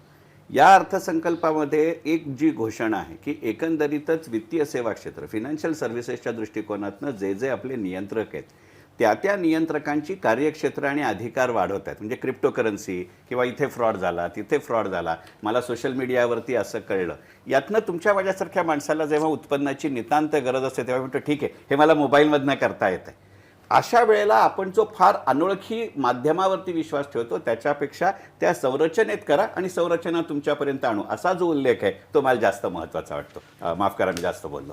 नाही ठीक आहे. सुनील तांबेजी, आपण या सेशन पूर्वी एक टॅक्स बद्दल तुम्ही बोलत होतात, तर मला असं वाटतं की तो तुम्ही मुद्दा आधी सांगावा. गेल्या बजेटमध्ये ॲग्रिकल्चर इन्फ्रास्ट्रक्चर डेव्हलपमेंट सेस ची घोषणा करण्यात आली होती. तो हा सेस होता तो साधारणपणे ज्या एकंदर 29 वस्तू वेगवेगळ्या ज्या आपण आयात करतो त्याच्यावर होता. म्हणजे त्याच्यामध्ये पेट्रोल, डिझेल, अल्कोहोल आणि अशा बऱ्याच वस्तू होत्या. तर हा ॲग्रिकल्चर डेव्हलपमेंट सेस जो काही आहे, इन्फ्रास्ट्रक्चर डेव्हलपमेंट सेस, याच्यातून किती उत्पन्न झालं आणि त्यातून आत्ता जी घोषणा झाली की सरकार ॲग्रो प्रोसेसिंग इंडस्ट्रीला पुश देणार आहे, तर त्याच्यामध्ये किती इन्व्हेस्टमेंट करणार आहे असा तो प्रश्न आहे की हे याचं काय झालं. म्हणजे याची स्पष्टता अजून आलेली नाही. स्पष्टता म्हणजे आपल्याला आता हे म्हणाल तसं की आपल्याकडे अजून पेपर्स आलेले नाहीत. ते जे काही भाषण होतं ते माझ्या फारच म्हणजे 90 मिनिटाचं भाषण होतं, त्यामुळे एरवी तसं नसतं, बरेच तपशील असतात. याच्यामध्ये एक तर कोणतेच तपशील या संबंधातले नाहीयेत. बरं, ठीक आहे, बघूया अजून फायनल पॉईंट समोर आल्यावर कदाचित येतील. अगदी 2 शेवटचे मुद्दे ते आपण घेऊया. गोखले सर, सरचार्जचा जो मुद्दा आहे 15% सरचार्ज, तो आम्हाला विशद करून सांगा. हो, काय आहे की वेगवेगळ्या इन्कमच्या टप्प्यावर सरचार्ज आहे आपल्याकडे, 10, 15, 25, 37. त्यामुळे माझं उत्पन्न जर 30% ब्रॅकेटमध्ये असेल आणि 50 लाखाच्या आत असेल तर मला सरचार्ज कमी लागतो. 50 लाखाच्या वर 10%, 1 कोटीच्या वर 20%, असा जो 3-4 ब्रॅकेट आहेत. तसाच कॅपिटल गेनवर जो आपण म्हणजे इक्विटी जर शेअरवर तुमचं जो उत्पन्न 1 कोटीच्या वर गेलं तर तुम्हाला 30% कर अधिक अधिक सरचार्ज. 20% सरचार्ज, हो. असं म्हणून तुमचा 36% कर होणार. 36% जातो, 42-43% पर्यंत जातो 5 कोटीच्या वर. त्यामुळे हे सरचार्जमध्ये ती अनोमली अशी आत्ता आहे. ती कॅपिटल गेनच्या बाबतीत मात्र इक्विटी शेअरमधनं गेन झाला असेल तर तो 15%ला रिस्ट्रिक्ट होता सरचार्ज. मात्र बाकी कुठला भांडवली नफा झाला असेल, घर विकलं, सोनं विकलं, तर त्याला सरचार्ज मात्र पूर्ण 37% लागायचा. ह्याच्यामध्ये तो सगळा त्याला अप्पर कॅप आणली. हे मला असं वाटतं आणखीन विशद करा. म्हणजे जर समजा एखाद्यानं घर विकलं आणि ते घर विकून त्याला जर समजा 1 कोटी रुपये मिळाले, तर त्यातला जो फायदा आहे, नफा आहे, त्याच्यावर जो टॅक्स लागेल तो जर समजा 30 तो 20% आहे. 20% 20%वर 37% सरचार्ज लागायचा. तो आता त्यांनी 15%च आणलाय. म्हणजे सगळे सरचार्ज 15%च्या वर जाणार नाही अशा कॅपिटल गेनसाठी. सर्वसामान्य उत्पन्नासाठी जाईल पण निदान कॅपिटल गेनसाठी जाणार नाही. कारण इक्विटी कॅपिटल गेन असेल तर त्याला 15%ची कॅप होती. आता सरसकट कुठलाही कॅपिटल गेन झाला म्हणजे भांडवली नफा झाला, जसं आपण घर विकून सोनं विकून होतो, त्याला ती 15%ची कॅप आली. म्हणजे अशा इतर भांडवली नफा होणाऱ्यांना आता थोडासा टॅक्स कमी द्यायला लागेल. थोडक्यात सांगा. याच्यामध्ये कसं आहे की लँड वगैरे जेव्हा आम्ही बघत होतो गुंतवणूकदारांची ते विकायचे, तेव्हा त्यांचा टॅक्स जो म्हणजे जवळपास 32%च्या आसपास जायचा कॅपिटल गेन, तो आता 23%च्या आसपास येऊन थांबेल. म्हणजे तो एक फार मोठा दिलासा आहे की जे गाव म्हणजे आपण निखिल, पण हा दिलासा आहे हे आत्ता आपण म्हणूया. आपण त्याच्यातली एक दुसरी गंमत पाहुणे, तेवढ्याकरता तपशिलात जावं लागेल. आत्ता जे तुम्ही घराचा प्रश्न विचारलात म्हणून, आज जेव्हा मी घर विकतो आणि मला त्याच्यामध्ये प्रॉफिट होतो, आपण साधारणपणे काय आज घेतलं आणि उद्या घर विकलं असं कोणी नाही आहे आपल्यापैकी, तर मी जर तो होणारी रक्कम, मला घर विकून मिळणारी रक्कम पूर्णपणाने मी जर दुसऱ्या रिअल इस्टेटमध्ये गुंतवली तर मला इन्कम टॅक्सही नव्हता आणि कॅपिटल गेन टॅक्सही नव्हता. आता तो वाढीव कॅपिटल गेन टॅक्स जेव्हा मी काही 27-28%वरनं 15%वर आणतो, तेव्हा या सवलतीचं काय झालं हे या सवलती माझ्या मते काढल्या नाहीत. कारण तसं जर सेक्शन 54 मध्ये बदल झाला असता तो नक्की सांगितला असता. नाही, त्याचं कारण असं आहे की त्यांनी अदरवाईजही दुसऱ्या घराच्या दृष्टिकोनातनं काही सवलती दिलेत. तसं काढलं नसेल तर आनंदाचीच गोष्ट आहे. फक्त असा जेव्हा आपण विचार करतो दराच्या संबंधात, तेव्हा त्याची संपूर्ण चौकट लक्षात घेतली पाहिजे, एवढंच माझं म्हणणं. पण हा जो नफा मिळतो, समजा मी यावर्षी घर विकलं आणि मला त्याच्यातून जो भांडवली नफा मिळाला, म्हणजे मी घेतलं होतं 40 लाखाला, मी विकलं 60 लाखाला आणि मध्ये मला 20 लाखाचा फायदा झाला, तर त्याच्यावरचा कॅपिटल गेन टॅक्स जो आहे, भांडवली नफा आहे, तो जर मला म्हणजे तो यावर्षी भरायला लागतो का मी तो नाही त्याच वर्षात मला भरायला लागतो रिटर्न भरताना? जर मी दुसरं घरामध्ये इन्व्हेस्ट घर घेतलं तर तो लागत नाही. आता दुसरं घर घेण्याकरता 2 वर्षाची मुदत दिलेली आहे तुम्हाला. पण तुम्हाला जर नक्की घर घ्यायचं असेल तर ते पैसे तुम्ही वेगळ्या बँक अकाउंटमध्ये ठेवू शकता. पण मुदत दिली आहे म्हणजे ही 2 वर्ष, पण तो टॅक्स भरावाच लागतो? नाही, टॅक्स नाही ती भरायला मुदत लागणार. आहे. तुम्ही मदत जर नक्की तुमचं असेल की 2 वर्षात मी घर घेणार आहे तर वेगळ्या बँकेत ते पैसे डिपॉझिट करा आणि रिटर्नमध्ये तसं म्हणा की मी वेगळ्या बँकेत अकाउंटला ठेवलेले आहे, तुम्हाला कुठलाही टॅक्स लागणार नाही. पण जर टॅक्स भरायचा असेल तर ते 20 लाखावर 20% टॅक्स आणि सरचार्ज होता, तो अनलिमिटेड होता. म्हणजे तो मॅक्झिमम जो 37% होता तो त्यांनी 15% आणला. तिथेही सुसूत्रीकरणच केलं. म्हणजे ह्याचा अर्थ असा की मी आत्ता समजा टॅक्स भरला आणि मी 2 वर्षांनी नंतर घर घेतलं आणि तुम्हाला बोलता मी तेव्हा टॅक्स भरला, तर आता मी घर घेतलंय तर माझी संपूर्ण रिव्हर्स होते. त्यामुळे सुसूत्रीकरणाचा तुम्हाला रिवाइज रिटर्न भरता एक्झॅक्टली तिकडे मला रिफंड मिळणार, म्हणजे रिवाइज रिफंड मिळेल. त्याचा फायदा रिफंड म्हणजे आतापर्यंत मिळत नव्हता. आतापर्यंत रिवाइज रिटर्न भरायची मुदतच तुम्हाला 6 महिन्याची मिळत नव्हता म्हणजे नव्हता म्हणजे मिळत. पुढच्या 1.5 वर्षाचा बेनिफिटच नव्हता Correct. आतापर्यंत. नाही तो कायमचा गेला. म्हणजे मी रिटर्न भरल्यानंतर त्याचा रिवाइज रिटर्नची मुदत गेली आणि मी जर घर घेतलं Correct. तर मला कुठलाच फायदा मिळत म्हणून नव्हता. तो ह्या सुसूत्रीकरणाचा तो दोन्ही असा बाजूनी इनडायरेक्टली मिळेल. बेनिफिट. 2 वर्षाच्या विंडोनी तो फायदा झाला. म्हणजे कर सुसूत्रीकरणाचा भरण्यासाठी अर्थ आणि रिफंड घेण्यासाठी सुसूत्रीकरणाचा अर्थ खूप डिटेलमध्ये आपल्याला सांगायला अगदी, लागेल. अगदी. आता आपण फाईन प्रिंट नसल्यामुळे ते मी बोलत नाही जास्त. बरं आपण अगदी म्हणजे या सेशनच्या एंडकडे आहोत. एक मुद्दा आलेला होता 30% क्रिप्टो करन्सीवर कर. तर ते थोडंसं आम्हाला उलगडून सांगा की क्रिप्टो करन्सीवर कर म्हणजे पूर्ण सगळ्या डिजिटल व्हर्च्युअल सगळ्या करन्सीवर कर काय नेमकं आहे? नॉर्मली कुठल्याही ह्याच्यात कराची जी इन्कम टॅक्सची हे आहे त्याच्यात उत्पन्नावरच कर लागेल. म्हणजे त्याच्यात मला जो फायदा झालाय त्याच्या 30% द्यायला लागेल. आणि तो सुद्धा मला वाटतं तिथे पण सुसूत्रीकरण आहे. कारण लॉटरीवर 30% कर आहे. कुठलाही अशा अचानक जो धनलाभ होतो म्हणजे कौन बनेगा करोडपतीमध्ये मला 1 कोटी रुपये मिळाले तरी त्याच्यावर 30% कर वर्षानुवर्ष आहे. इथे काय होतं, इथे क्लॅरिटीच नव्हती. क्रिप्टोवर माझ्यात 7 क्लायंटनी जवळपास 90 लाख रुपये कमवले. त्याच्यात किती टॅक्स भरायचा मलाही माहित नव्हतं कर सल्लागार असून, कारण त्याच्यावर काही क्लॅरिटी नव्हती. आता मी त्यांना सांगू शकतो की 30% तुम्हाला भरायला लागतील. आणि ह्या आता मगाशी सरांनी हा प्रश्न विचारला की 30% का, तर आपल्यातली मॅक्झिमम जी लिमिट आहे ती 30% आहे. आणि तो एक डेटरंट होऊ शकतो की शक्यतो सट्टा याच्यात तुम्ही जाऊ नका, सिगरेट शक्यतो पिऊ नका. मग काय करतात, त्याची किमती वाढवतात, ज्यांना जायचं ते जातात.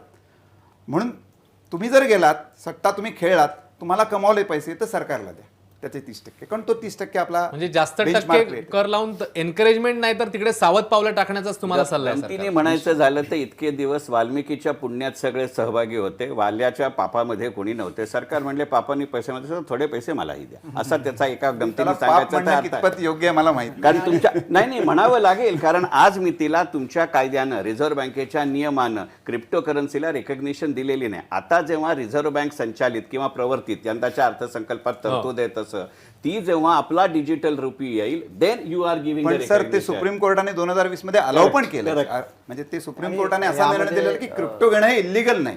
I am not objecting but I am not permitting असं येते. नाही, पण अनेकांना ना या क्रिप्टोच्या बद्दल खरं तर प्रश्न आहेत, अनेकांना ते माहिती नाहीये. क्रिप्टो करन्सी कोण किती घेते हे सरकारला कळतं?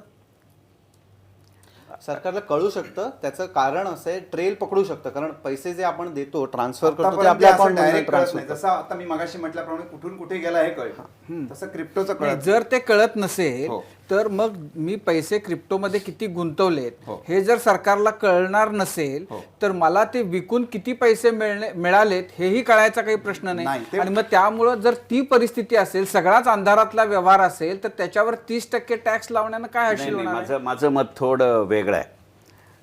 इग्नरन्स इज ब्लिस असं म्हणायचं असेल तर गोष्ट वेगळी. मला स्वतःला जो काही गेली 35-40 वर्ष या क्षेत्राचा अनुभव आहे, तर आज सरकार तुम्हाला सांगत नसेल, परंतु सरकारला ही माहिती मिळत नसेल याच्यावरती माझा विश्वास नाही. मगाच्या सेशनमध्ये आपण म्हटलं तसं की या कर आकारणीतनं मला किती महसूल मिळेल हे जरी सरकारनं सांगितलं नसेल तरी एकदम एखादी नवीन गोष्ट येते आणि डायरेक्ट ती 30% जाते, ह्याचा अर्थ काहीतरी एक त्याच्याकडे डेटाबेस हा असणार. म्हणजे मगाशी जसं गोखले सर म्हणले की इतके दिवस सरकारला ती माहिती होतीच, पण आता सरकार वेबसाईटवर टाकते. कदाचित क्रिप्टो करन्सी ही आधीच्या स्टेजवर आहे की सरकारला ती माहिती आहे पण ते सांगत नाहीयेत. आता मी कर लावतोय, तू 2 वर्षाच्या सुसूत्रीकरणात घे. पण टिळकजी, जर तुम्ही क्रिप्टो डिजिटल फॉर्मॅटमध्ये तुम्ही बँकेतून विकत घेतली, बँकेतनं ट्रान्झॅक्शन करून, जो माणूस कॅश देऊन क्रिप्टो विकत घेईल त्याचा कुठं ते नाही, तुमच्या नाही, खांडेकर सगळ्या साहेब, याच्यामध्ये नाही, अगदी सोपं गणित आहे. शेवटी तुम्ही एक काहीतरी ट्रेडिंग अकाउंट, एक काहीतरी सेटलमेंट अकाउंट ओपन करत असाल, तो अकाउंट ओपन करायला फायनान्शियल सर्व्हिसेसच्या रेग्युलेशननुसार मला KYC आहे, त्या KYC मध्ये माझा आधार आहे, त्या KYC आधार माझा पॅन आहे. पण क्रिप्टो घेण्यासाठी या सगळ्या गोष्टी लागतात अकाउंट का? लागणारच की नाही? आणि मला क्रिप्टो घ्यायला नाही लागणार, पण ते क्रिप्टो मी कुठच्या तरी खात्यातनं घेईन की मी जर ब्रोकरकडे गेलो तर ब्रोकरकडे जसं मला खातं उघडायला, तर मी भाजीवाल्याकडे गेलो तर भाजीवाल्याकडे माझं खातं नसतं, पण कॉलेजच्या दिवसात अनऑफिशियली माझ्या टपरीवरती जसं सिगरेट चहाचा अकाउंट असतो तसं तरी तुमचा ब्रोकिंग अकाउंट असेल की नाही? मग तो अकाउंट एकदा आल्यानंतर त्या अकाउंटची KYC आहे. आणि सर कुठचाही सर्च करणं आता अत्यंत डेटाबेसवर सोपं आहे. मी जर पॅन टाकला, जसं जर तुम्ही तुमचा नंबर टाका आम्ही ओनर सांगतो, तसं तुमचा पॅन टाका तुमचा व्यवहार सांगतो. तर त्यामुळे थोडक्यात जर कोणी कॅश घेऊन क्रिप्टो विकत घ्यायचे आणि टॅक्स चुकवू आपण असं जर करत असेल तर तसं काही शक्य नाही. आता अशा पद्धतीने हे होणारच नाही. transaction होणारच कठीणच नाही. आहे. कारण होणारच सगळे trails नाही. कुठे ना कुठे मिळणार, इलेक्ट्रॉनिक मिळणार. आणि याच्यात अजून एक त्यांनी जे म्हटलंय ना डिजिटल ॲसेट्स, जे Correct. NFT आपण आता सध्या Exactly. म्हणतोय, त्याला देखील त्यांनी टॅक्स लावायचं म्हटलंय. म्हणजे NFT म्हणजे काय आहे तर नॉन फंजिबल टोकन्स. तर ते काय आहे की आता समजा तुम्ही तुमचा फोटो काढला आणि तो इंटरनेटवर टाकला विकण्यासाठी, तर तो तुमचा ॲसेट झाला आणि त्यातनं जे तुम्हाला इन्कम येतं ते आत्तापर्यंत त्याला काय टॅक्स करावं ह्याच्यावरती काही क्लॅरिटी नव्हती. कारण ही आत्ता गेल्या 3 महिन्यातली डेव्हलपमेंट आहे. आणि ह्यामुळे मी असं म्हणतो की हे बजेट खूप बारकाईने केलेलं आहे. तर त्यांनी असं म्हटलं की तुम्ही त्या फोटोमधनं किंवा तुमच्या काही डिजिटल ॲसेट्स आहेत, समजा राजीव सरांनी स्वतःचा एखादा छोटासा 3 मिनिटाचा टॉक नेटवरती टाकला आणि तो जर त्यातनं तुम्हाला जे काही पैसे येतील आणि कोणीही विकत घेऊ शकतं तर ते त्या पैशाला देखील 30% त्यांनी टॅक्स म्हटलं आहे. आणि राहिली गोष्ट, आज असं झालं की समजा क्रिप्टो मी विकत घेतले, ते मी कितीला विकत घेतले हे सांगणं सरकारला माझी जबाबदारी बनते. कारण जो डिफरन्स आहे त्यावरती केवळ 30% टॅक्स आहे. समजा 1 करोडचे एखाद्या व्यक्तीने क्रिप्टो घेतले, त्याला 1.5 करोड झाले, तर त्याला 1.5 करोड म्हणजे 50 लाखावर 30% टॅक्स भरावा लागणार. पण त्यासाठी त्याला हे सांगावं लागेल की मी हे 1 करोडला घेतले होते, नाहीतर त्याचा पूर्ण 1.5 करोडवरती त्याला 30% टॅक्स भरावा लागेल. इन्कम मगाचा विषय आला की ते त्यांनी नाही सांगितलं तर तुमची प्रॉपर्टी जप्त होईल, असं असू शकतं.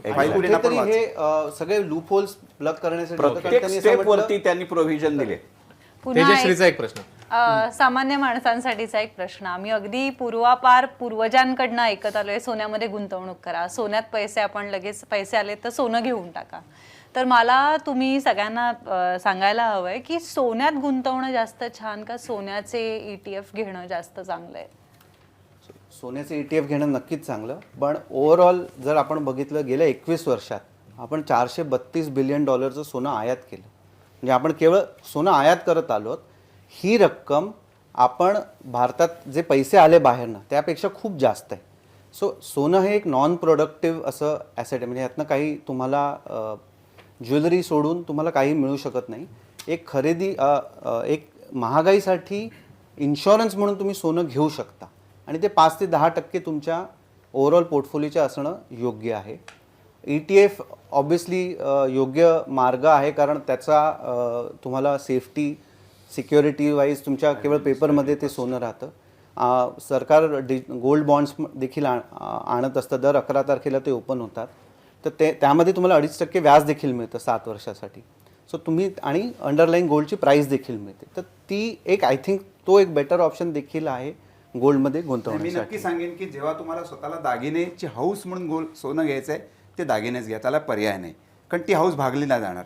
गोल्ड बॉन्ड माझ्या कानाला लावू नाही शकत मी, परंतु जे तुम्हाला गुंतवणूक म्हणून करायची ती तुम्ही गोल्ड बॉन्डमध्ये करा. आता निखिल सरांनी सांगितल्याप्रमाणे त्याचे बेनिफिट्स खूप जास्त आहेत. आणि जो गोल्ड बॉन्ड जेव्हा मॅच्युअर होतील आणि तेव्हा सोन्याची किंमत वाढली असेल आणि मला ते पैसे मिळतील, जे सोनं विकून मिळतील, ते सगळे करमुक्त आहे. त्यामुळे गुंतवणूक म्हणून बघत असाल तर गोल्ड बॉन्ड घ्या. हाऊस म्हणून असेल तर ज्वेलरीच्या पर्यायच नाही. हा मध्यमवर्गीयांसाठी आणि फार नाही, महत्त्वाचा अडचण अशी आहे. स्टेप पुढचा असा आहे की थोडं जर आपण व्यापारी दृष्टिकोनातनं बघितलं तर सोनं, गोल्ड ETF, गोल्ड बॉन्ड्स आणि कदाचित तनिष्क सारखे ज्वेलर्सचे शेअर्स, तुम्ही जर ह्याच्या गेल्या 10 वर्षातला त्यातला जर फरक बघितला तर परताव्यामध्ये तुम्हाला जमीन आसमानाचा फरक दिसेल. मग क्रिप्टोमध्ये जास्त गुंतवणं चांगलं का सोन्याच्या ETF? एक अगदी तुमचं आपण इन्स्ट्रुमेंट वाढवायला नको. मी अगदी मोकळेपणाने सांगतो की एकदा तुमच्या स्वतःच्या मनाशी स्पष्ट असेल की मी इथे पैसे मिळवण्यासाठी आलोय आणि मला जेवढा फायदा हवाय तेवढा मिळाल्यानंतर मग ते सोनं असू दे, ते क्रिप्टो असू दे, तो शेअर असू दे, ते ETF असू दे, मी विकायला तयार आहे, तर कुठचंही इन्स्ट्रुमेंट चालेल. सोन्याच्या बाबतीतली आपली अडचण अशी आहे, आपण विकत घेताना सगळेजण म्हणतो मध्यरात्रीसुद्धा सोनं विकता येतं. बाप जन्मात आपल्याकडं कितीही सोन्याचे भाव वाढले तरी आपण सोनं विकत नाही. कारण आपल्या घरी म्हणलं जातं काय वेळ लागलं काय सोनं विकतात का? कारण आपली सोन्यात भावनिक गुंतवणूक आहे. खरंय. म्हणजे 35 वर्षाच्या लग्नानंतर मी गमतीने म्हणतो कुठची बाई एक वेळ आली तर नवऱ्याला विकेल पण सोन्याला विकत नाही. मग असं जर असेल, म्हणजे माझी बायको ऐकत असेल तर घरी जायची सोय नाही, खांडेकरांना करावी लागेल, ती गोष्ट वेगळी. परंतु एक गोष्ट लक्षात घ्या की जर तुम्ही गुंतवणूक म्हणून येत असाल तर ह्या भावनेचा विचार करू नका. आणि दुसरी अडचण अशी आहे सोन्याचं की इथे लक्षात घेतलं पाहिजे की क्रिप्टो असेल त्याच्या व्हॅल्युएशनमध्ये फरक होतो, तो सोन्यामध्येही होतो.